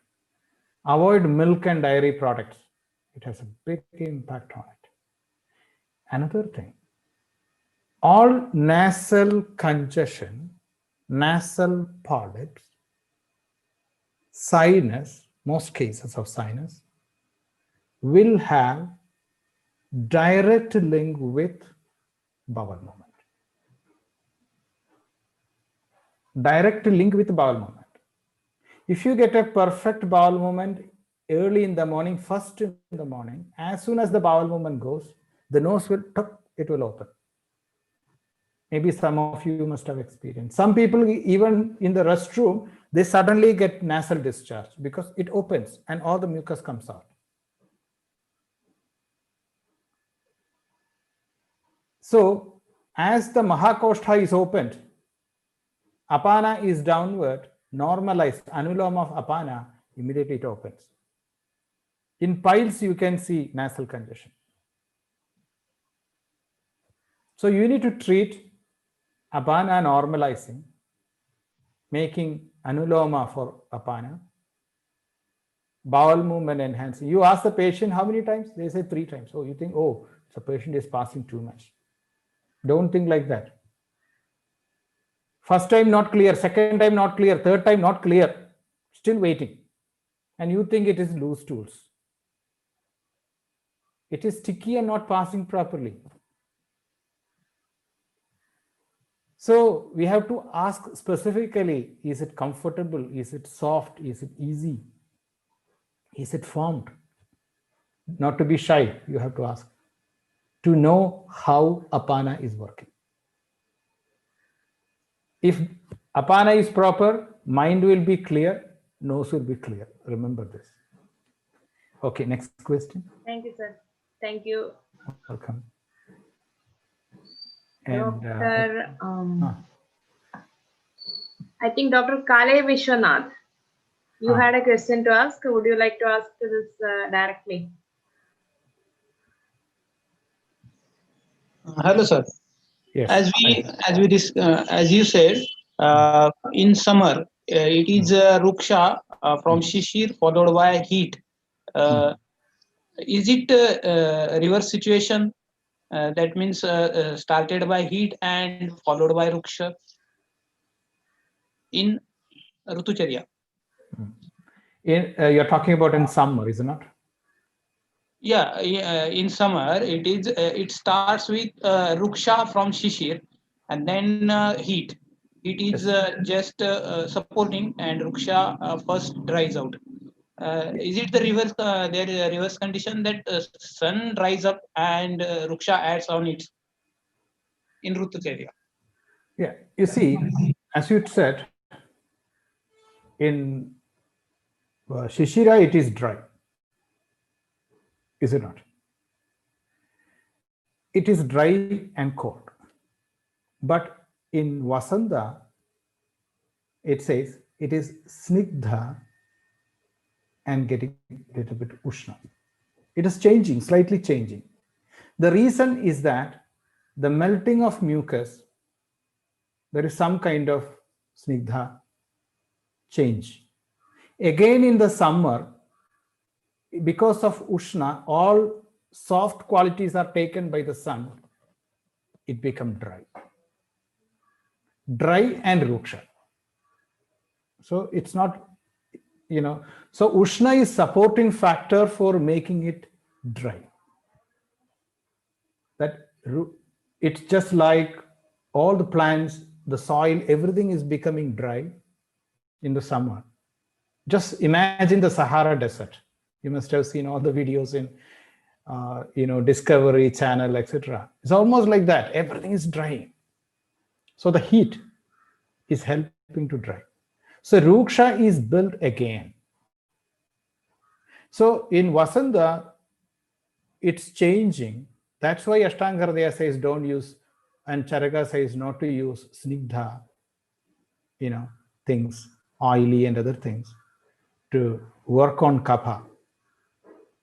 So always there will be some kind of change of ruksha, snigdha, ushna and sida. These four always play a role. So definitely it is, yes, ushna can make dryness. So ruksha happens. All the soft snigdhamsha, the snigdha properties are taken by the sun. So what is left? It becomes ruksha. So as snigdha is gone away, ruksha happens. Okay. Are you clear? Can we compare this with Sharad Ushna? Okay. Good question. There's a difference. What is the situation in before Sharad? It was raining heavily, let's say. There was rain. So the nature of the atmosphere is to be snigdha. That is actually the main difference between winter, the first half, and second half. Because even in the winter first half, still it is snigdha.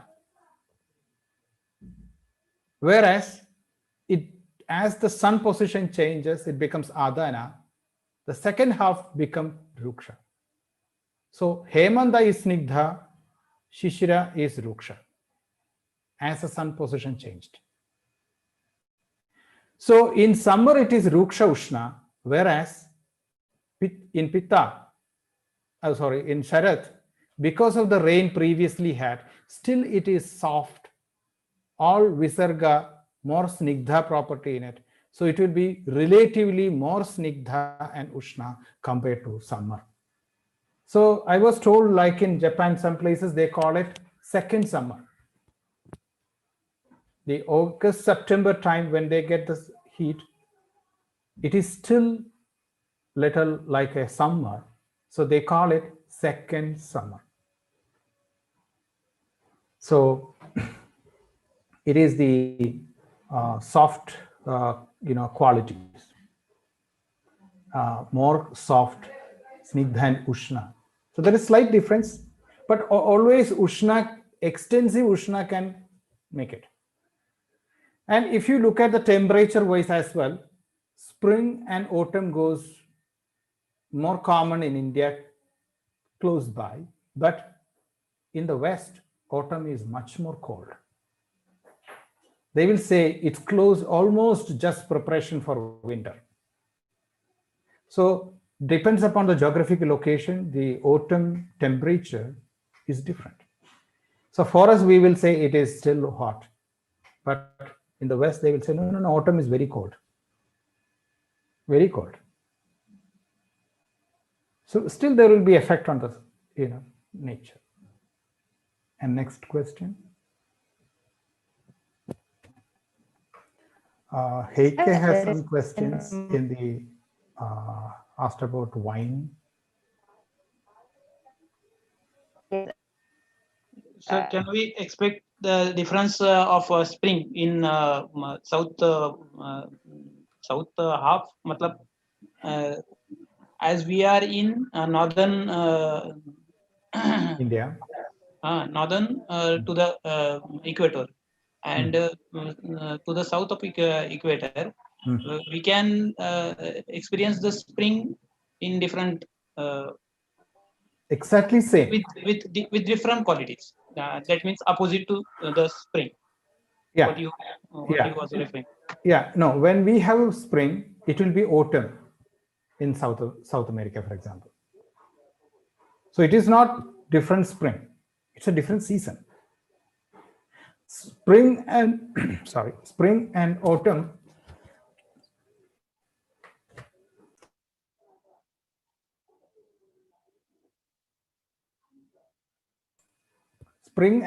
are swapped. Spring and similarly summer and winter are swapped. So the qualities are not changing. They have exact same thing. But when we have spring, they will have autumn. When they have like spring, we have autumn. Similarly, summer and winter. But it's the same effect. But it is hard when we fly. For example, like I was flying from United States to Brazil. So it's totally opposite.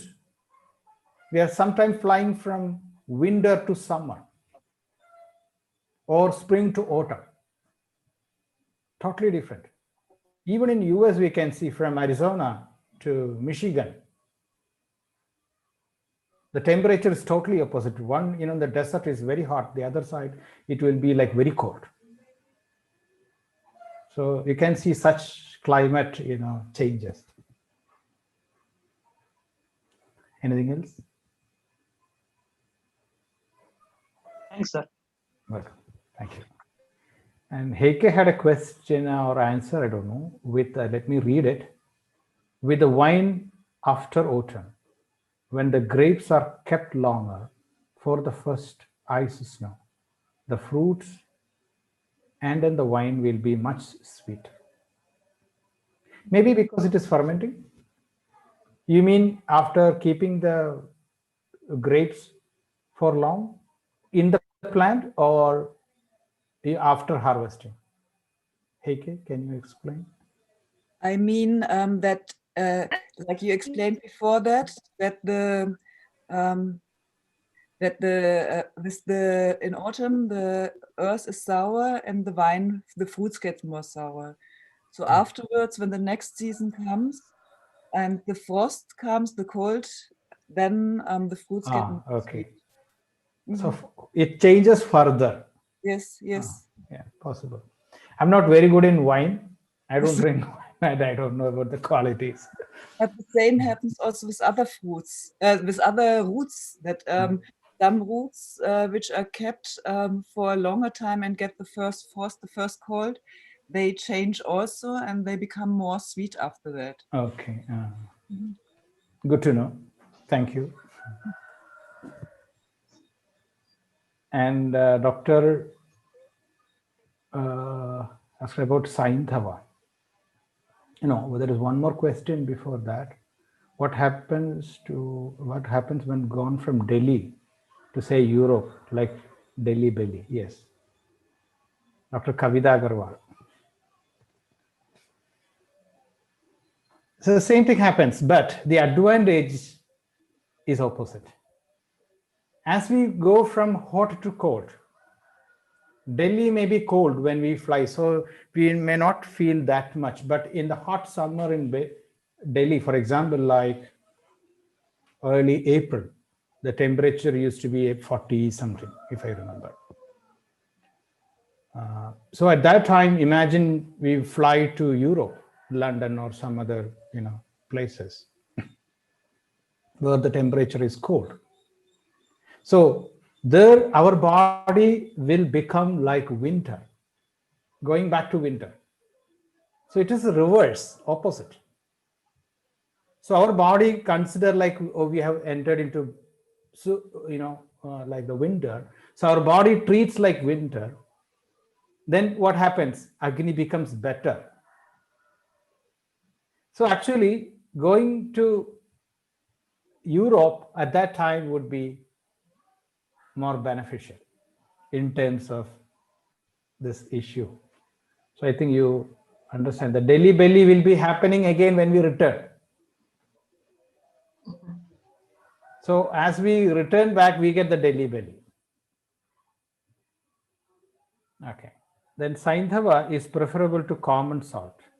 So Saindhava with milk is also considered as Viruddha. Yes. Salt is salt. It's only a difference between, which is better in the, words with the combination. Salt is salt. It doesn't mean that salt is Viruddha with milk means only the common salt. No. All types of salt. So it is something like you ask a question. Is it, like a small insect poison is okay compared to you take a potassium cyanide? Poison is poison. Anything will have that action, but it's different. The grade is different. Bigger poison, bigger effect on body. Less poison, less effect on body. That's all. So, but here we can't say that because it breaks the milk. Because milk is so soft. And if you take the property of lavana, Kshmambhogni, Kshmambodeja, Khavaya, Agni Nilavo Nilai, Ashtanga says about the combination of elements with the taste. Kshmambho, Agni, Kshma, Ambu Teja, Ambu and Teja. The water element and fire is a combination in salt. So it's a two opposite, Agni and water. Like acids. All acids are like Agni, kind of. Agni and water, you can say. Where Agni resides in the liquid. If you put salt on a snail, it breaks into liquid, yes. What about mucus? All soft properties, kapha-based properties will break down. You put salt in a rock and leave it for a year, it breaks. Even your ship, the ship is sailing in the sea for years, it gets corroded. So you can imagine the power of salt. And we say, don't eat too much salt, it will break your bones. Only in the Tata Salt advertisement, you will see if you take more salt, you get more intellectual. Only in the advertisement. Okay. Then, any other questions? There is a few questions from Dr. Kavita Agarwal. Dr. Kavita Agarwal. Dr. Agarwal? I can't hear you, sorry, it's again breaking. I don't know, is it my internet problem or? I have some internet problem. Can you repeat? Nowadays, doctor, nowadays in hotels, they put cream in curries and all those things. So Yes.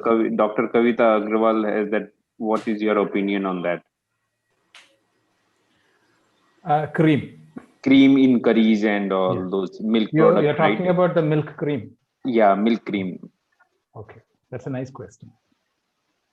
Let me tell you one more example. Then it's easy to understand. We have a common culture, it's becoming like a culture, dangerous culture, I would say. Milkshakes. With the fruit juices, people add milk. And it's not only shaking, it shakes our belly. I know lots of people get loose stools and problems So perfect word they use, milkshake. Because it is Viruddha. But you see, ancient culture, the food culture was based on health. That was the primary concept. Now it is changed. Now there is, for food culture or in food industry, let me call it food industry. The food industry concept is number one, taste. Second, consistency.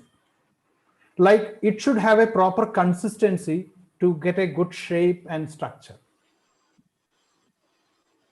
So the consistency is very important, not only taste. Third, smell. How it should smell. Good aroma. Fourth, shelf life. Because it need to keep, so they can't add anything which destroys very easily. Fifth, color and appearance. So they add all kinds of combinations, whether it is compatible or not. The food industry is based on these 5 factors: taste, consistency, color, smell, and shelf life. The whole industry is based on this. So what they want, they don't need to think about Ayurveda, they don't need to think about all kinds of principles, health, nothing. Only in the name you get like healthy bar. You can get all this, cracking, crackers, healthy crack bars you can get in supermarket. Don't ask me what it cracks. It cracks maybe our health, but it's called healthy. Is it not? Heike and Dr. Bhashwadi, you all must have seen that very much. Okay, any other question on that? Doctor, my question is, like you said that Sandhava also is a salt and should be avoided with the milk. But I have read, I don't remember exactly, but I read in either Stang Hridaya or Bhojana Kutulam that Sandhava can be taken with the milk, only Lavana, which can be taken with the milk. So, like, it is, this is what I said, the better and the worse. Okay. Means, like the better one. The least worst one. Yeah, exactly. So in that, better in the worst. Like certain times, we say, for example, like fish. Fish causes skin disease. But people in the coastal region, they eat fish like anything. They will have less impact on skin disease compared to us who don't live in a coastal region. And in that itself, there will be a better one and worse one. Depends upon the grade. So, but generally we say better to avoid milk and salt combinations. As we put salt or lime or whatever, if it splits, if it is not a natural fermenting, and of course that's how we make the curd in the first time, is it not? We pour the lemon juice and ferment it and keep it and then make buttermilk later. So even the cheese and paneer, making process. Charaka explains in one context that payasa, he refers some people, he says some people use salt, payasa abhi levanam upayujyate. He makes a reference. There are some people who use even salt with, milk. That means, and that context, he doesn't accept that. So that's why I told you. Okay, what else? I think there are more questions. I can see some on the text. Or Yes, sir. Dr. Vishwanath again has one more question. Mhm. And also Dr. Baswati and also Dr. Ramita. Yeah. Okay. Vishwanath, would you like to ask your question?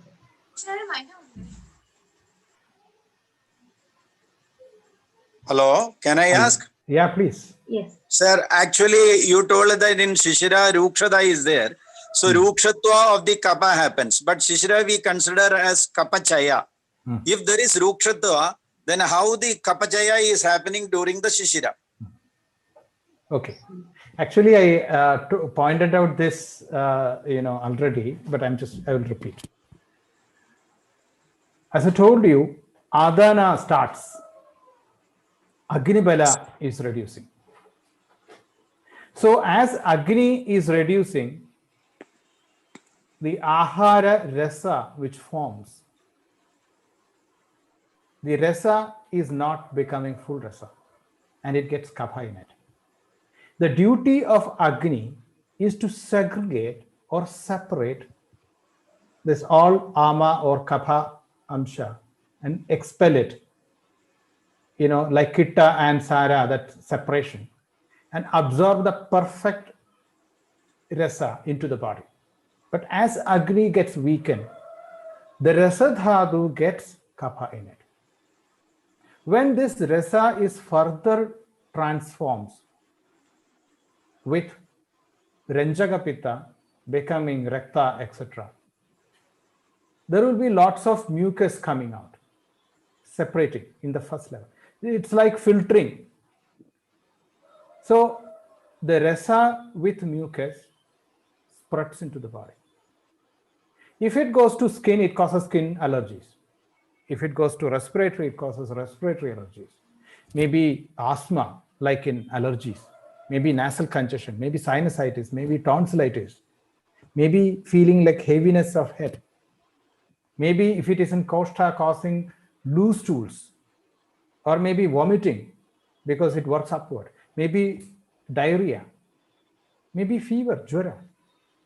So depending upon where this kapha is moving and locating, it causes corresponding allergies and problems. So that is how the Samprapti goes. But only because of weak Agni, even if it is Ruksha, production will be there, but kapha production will be there. The Ruksha is only starting.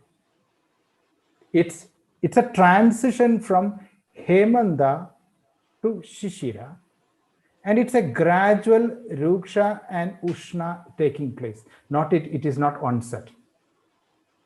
As it picks up, Agni is also parallelly going down. So it becomes reason for mucus production. The Ruksha is not same as in summer. That's the difference.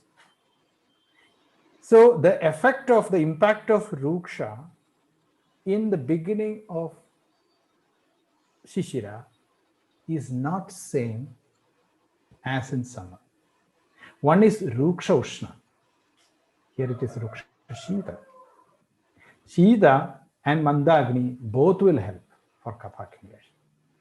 If it would have Ushna, definitely yes. So we don't get much kapha issues in the South India because it is directly jumping to Ruksha Ushna. We skip spring season. So we don't have like so much of nasal discharge and other things compared to other places. We have, but it is less. So it is a Rukshoshna play. I hope it is clear for you. Thank you, sir. Dr. Baswati, please ask it. Namaste, Dr. Hari. Yes. One of the practical things that comes up for patients is talking about something you said a little earlier about avoiding junk food and taking lighter food during this time. One is that we should eat according to our hunger, and another is that we should eat on time. And you mentioned that we should take light food, avoid junk food, avoid erratic food, eat according to hunger, and eat on time. If I am not hungry, how can I eat on time? This is my question for counseling the patients. How how do I do that? And if you have time, my second question is, could you talk a little bit more on Somya and why those sun rays that bounce off of the moon and then arrive on Earth are more soft, more Somya? That's the second question. Thank you. Good. Good that you asked. So the first question, it's a very common question people ask, like, the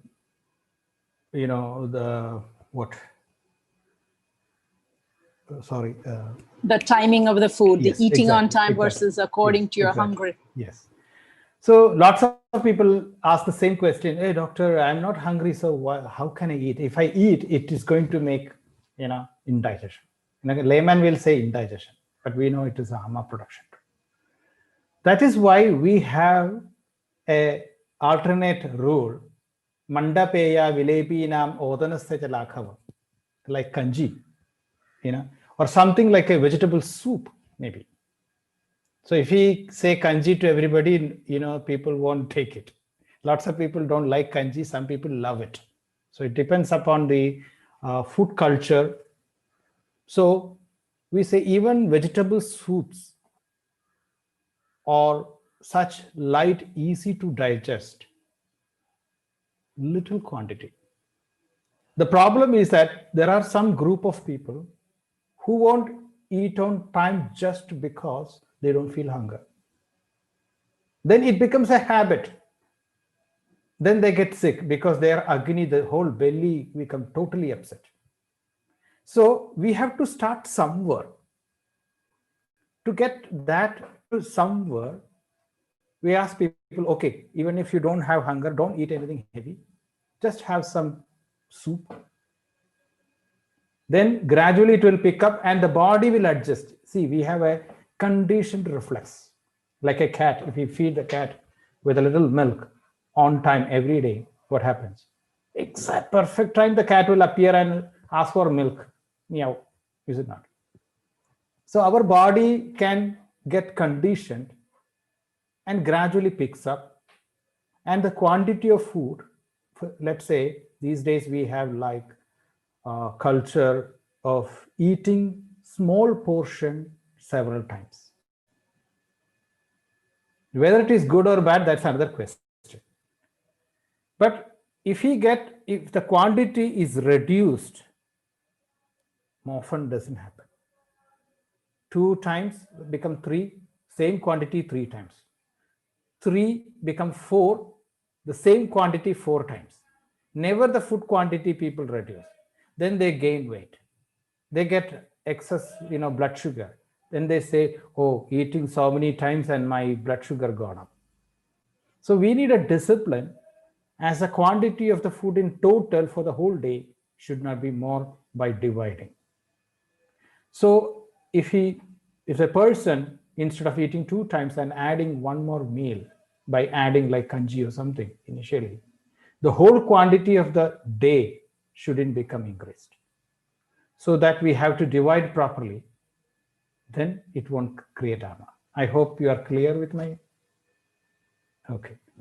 And the next one you asked, sorry. On the Somya, and why is it that when it bounces off the moon, it becomes soft? Yes. See, in our sharira, in our body, we have 5 pitta, divisions, not pitta, 5 divisions of pitta. It's not 5 pitta. Pachaka pitta, Ranchaka pitta, Sadhaka pitta, all pittas, is it not? And the prime location is the navel region where the Pachaka pitta is, which is considered as sun in the body, sun. And it has a bija mantra called Ram, like a fire. And the navel, the umbilicus, is like a sun, the solar, it's called solar plexus. And Pachaka pitta is giving light or its agni to all other pittas. You get the, Alochaka pitta in the eyes for the vision from Pachaka pitta. If your belly is not good, the eyes is gone. You look at your patient and, the glow of the skin is gone. And you understand the patient has a fever. Why? The Bhajaka Pitta is diminished because Pajaka Pitta Agni is not proper. So with looking at the skin, we see what? The Agni, weakness of Agni in the belly. So we see the Agni by looking at the skin. We see the diminishing of Ojas with the skin. The aura and color is diminished. Where it gets from Pajaka Pitta. So we say the sun is in the solar plexus and all other Pitta is blessed just like a mirror. So Pajaka Pitta, sorry, not Pajaka Pitta, the Bhajaka Pitta or the skin is reflecting because it is getting the light from the belly and then it is reflecting. So what we see through the skin is Pajaka Pitta, isn't it? But it is not same, like as Pajaka Pitta. It is a reflection, is it not? Same we say from sun, when it goes to the moon and come back, it becomes cooling. Maybe because it is traveling, it's like a more distance and returning. Scientifically, I'm talking about in physics. Maybe some, so it's like more length and, coming out. But anyhow, classically, what we talk about is that the moon has a cooling property because it doesn't have its own sunlight. What moon gets is only from sun. If there is no sun, moon is dark. It's finished. So astrologically also, moon is considered as Shita, not Ushna. So why is it softer? Because it doesn't have own Ushna property. Agni, the sun has its own property of Ushna. When Ushna is lacking, it becomes Shita. It's like darkness is the absence of light. The night. When the sun is gone, it's dark because no light. So that's the difference. So when there is fire within the presence within, as the Agni goes from the belly, the whole body gets cold. As the fire exits from our body, the body is cold and we say the person is dead. Is that clear? Yeah, thanks. Thank you. Any other questions? Anybody else? Dr. Vishwanath? Yes. Can we have pakodas with Vatanashak telaj? Prepared in Vatanashak telaj. It's a funny question. I remember my one reference with my chat with Guru, one of my another friend who asked similar question. So he was asking, if he eat one peanut, what will happen? What happens? No, people get some gas and then some vada problem. No, it happens. What happens? One more and one more, some more, or maybe more vada problems. Yes. Then what happens in the ghee administration? Ghee, which is correcting the vada. It's all based on, again, whether we digest it properly or not. So if pakoda makes gas, what? Indigestion causes gas. See, the gas in the belly happens with two reasons clinically. One is that a constipation where apana is blocked, constipation, gas follows, and bloating happens, which is the absence of apana anulomana. The second category, clinically the gas problem, is due to Agni Mandya. It can be acid reflux, but still it is Agni Mandya. Rotten pitta is high, but Agni function is low because its functions and the qualities are not proper. So as the Agni is getting weaker or improper, it won't digest properly. So this gas formation develops. So if pakoras are making gassy, that means it is not digesting. And then if ghee is administered, we have to consider whether ghee is digesting with that, whether it is causing a reverse effect, or sometimes we give little ghee in acid reflux, not directly when it is triggered, but to heal and correct the pitta later, not during the acid reflux process. As a treatment, that is different case. But when somebody is having an indigestion, then ghee may be a problem. So it depends upon the situation. Is that better, clear? Can I add a question to that, what you just said? Yes, please. Yes, please. So, sorry, Shrija, I just want to throw this in. So when we talk about Agni, Agni doesn't mean fire. It means that which we engulf, that which it contacts, which we engulf. Exactly. Can you talk a little bit about the Sanskrit actual meaning of Agni and how that applies to Agni Mandya versus this rotten pitta that you just said, and the whole idea that people have of digestive fire versus Agni? Thank you. Okay, I'll try to make a short one.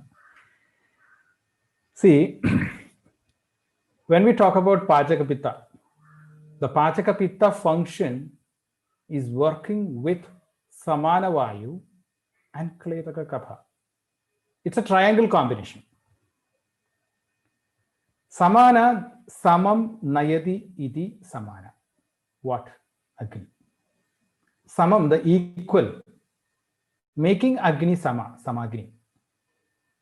Making not Vishamagni, not Tikshnagni, Samagni. That is Samana. Samam Nayadi. It makes Agni Samam. That's why it is called Samanagni. So not Samanagni, Samagni. So Samana Vayu makes Pachaka Pitta Sama, so it works perfectly. But we need Kletaka Kapha to break down the food. So during the whole process of digestion, Agni, the Pachaka Pitta and Samana Vayu together does the Grahani function. Annam Granhadi Vivejayadi Munjadi, like holding the food, breaking down, and after that it leaving. But during this process, the breaking down process is by the Kletaka Kapha. As I told you earlier, Agni cannot stay by itself. It needs a base. Like we say in physics, we need a solid or liquid or gas for something to retain the fire. Is it not? So here in the body, everything works like in fluids. We could say the whole body is like a fluid, dynamics in physics. Everything is based on fluid transmission. Fluid and gas moving up and down. Is it not? All fluids. Even the enzymes, if you take with the logic of Tarka, we say Ghridadahavat means a hot ghee causes burning in the skin, or hot water makes the burning. Hot pressing iron, the cloth iron, the iron box causes burn. The steam from the pressure cooker causes burn. What? It is the fire. It is not the pressure cooker. It is not the steam. It is not the iron box. It is not the ghee. It is not the flame which causes the burn. It is not the flame. It is the fire and the flame causing the burn. It is the fire in the steam causing the burn. Similarly, it is the fire in the enzyme is making the digestion. The liquid is the base for the fire to be there, just like hot water, the water plus hot. Water plus hot is hot water. So the liquid is the media for the fire. The enzyme is the media for the fire. That liquid is a kleda, something like that. So breaking down, so let's understand the base for the Agni. So wherever there is Agni problem, means whether you call it some enzyme deficiency, whatever, it is the potency, the potency of the fire, or it is the inability of the fire to be in that liquid media. It's like the hot water. After some time, the temperature is dropped. It cannot burn anymore. Same thing happens in the enzymes. If something is missing, it may be. So the kleda aspect and the Agni aspect. When the most common thing, erratic food intake, which I told you, we have to take food on time. Lots of people don't eat on time. All enzymes production is there. No food. What happens? They will have reaction. It's chemistry. And this is what I call rotten pitta. It's not Agni. Otherwise, how can pitta increased condition jwara having Agni Madhya? Why viraj, not virajana, diarrhea, a pitta disease, where high pitta, where Agni Madhya happens? Because it is a rotten pitta, not a proper pitta. It lost its property to digest. So in jwara, it's a pitta vyadhi, pitta disease. What about in diarrhea? Same. Rakta pitta. You take all kinds of pitta vyadhis, diseases. Agni is not necessarily normal. All pitta disease, Agni need not go high. If so, with fever, one should have good hunger. It doesn't happen. So normal pitta and imbalance, impure pitta, maybe because of excess kleda or rotten pitta. Rotten pitta, I call it vidaha, or vidaha, I call it rotten pitta. And kleda, liquefied kapha. It could be a mold, the kapha melting, or add too much of liquid. Like kapha is an earth and water combination. In earth and water combination, if water is more, what happens? More liquefied. I think we have to discuss more that, in a different thing, because it's a huge topic.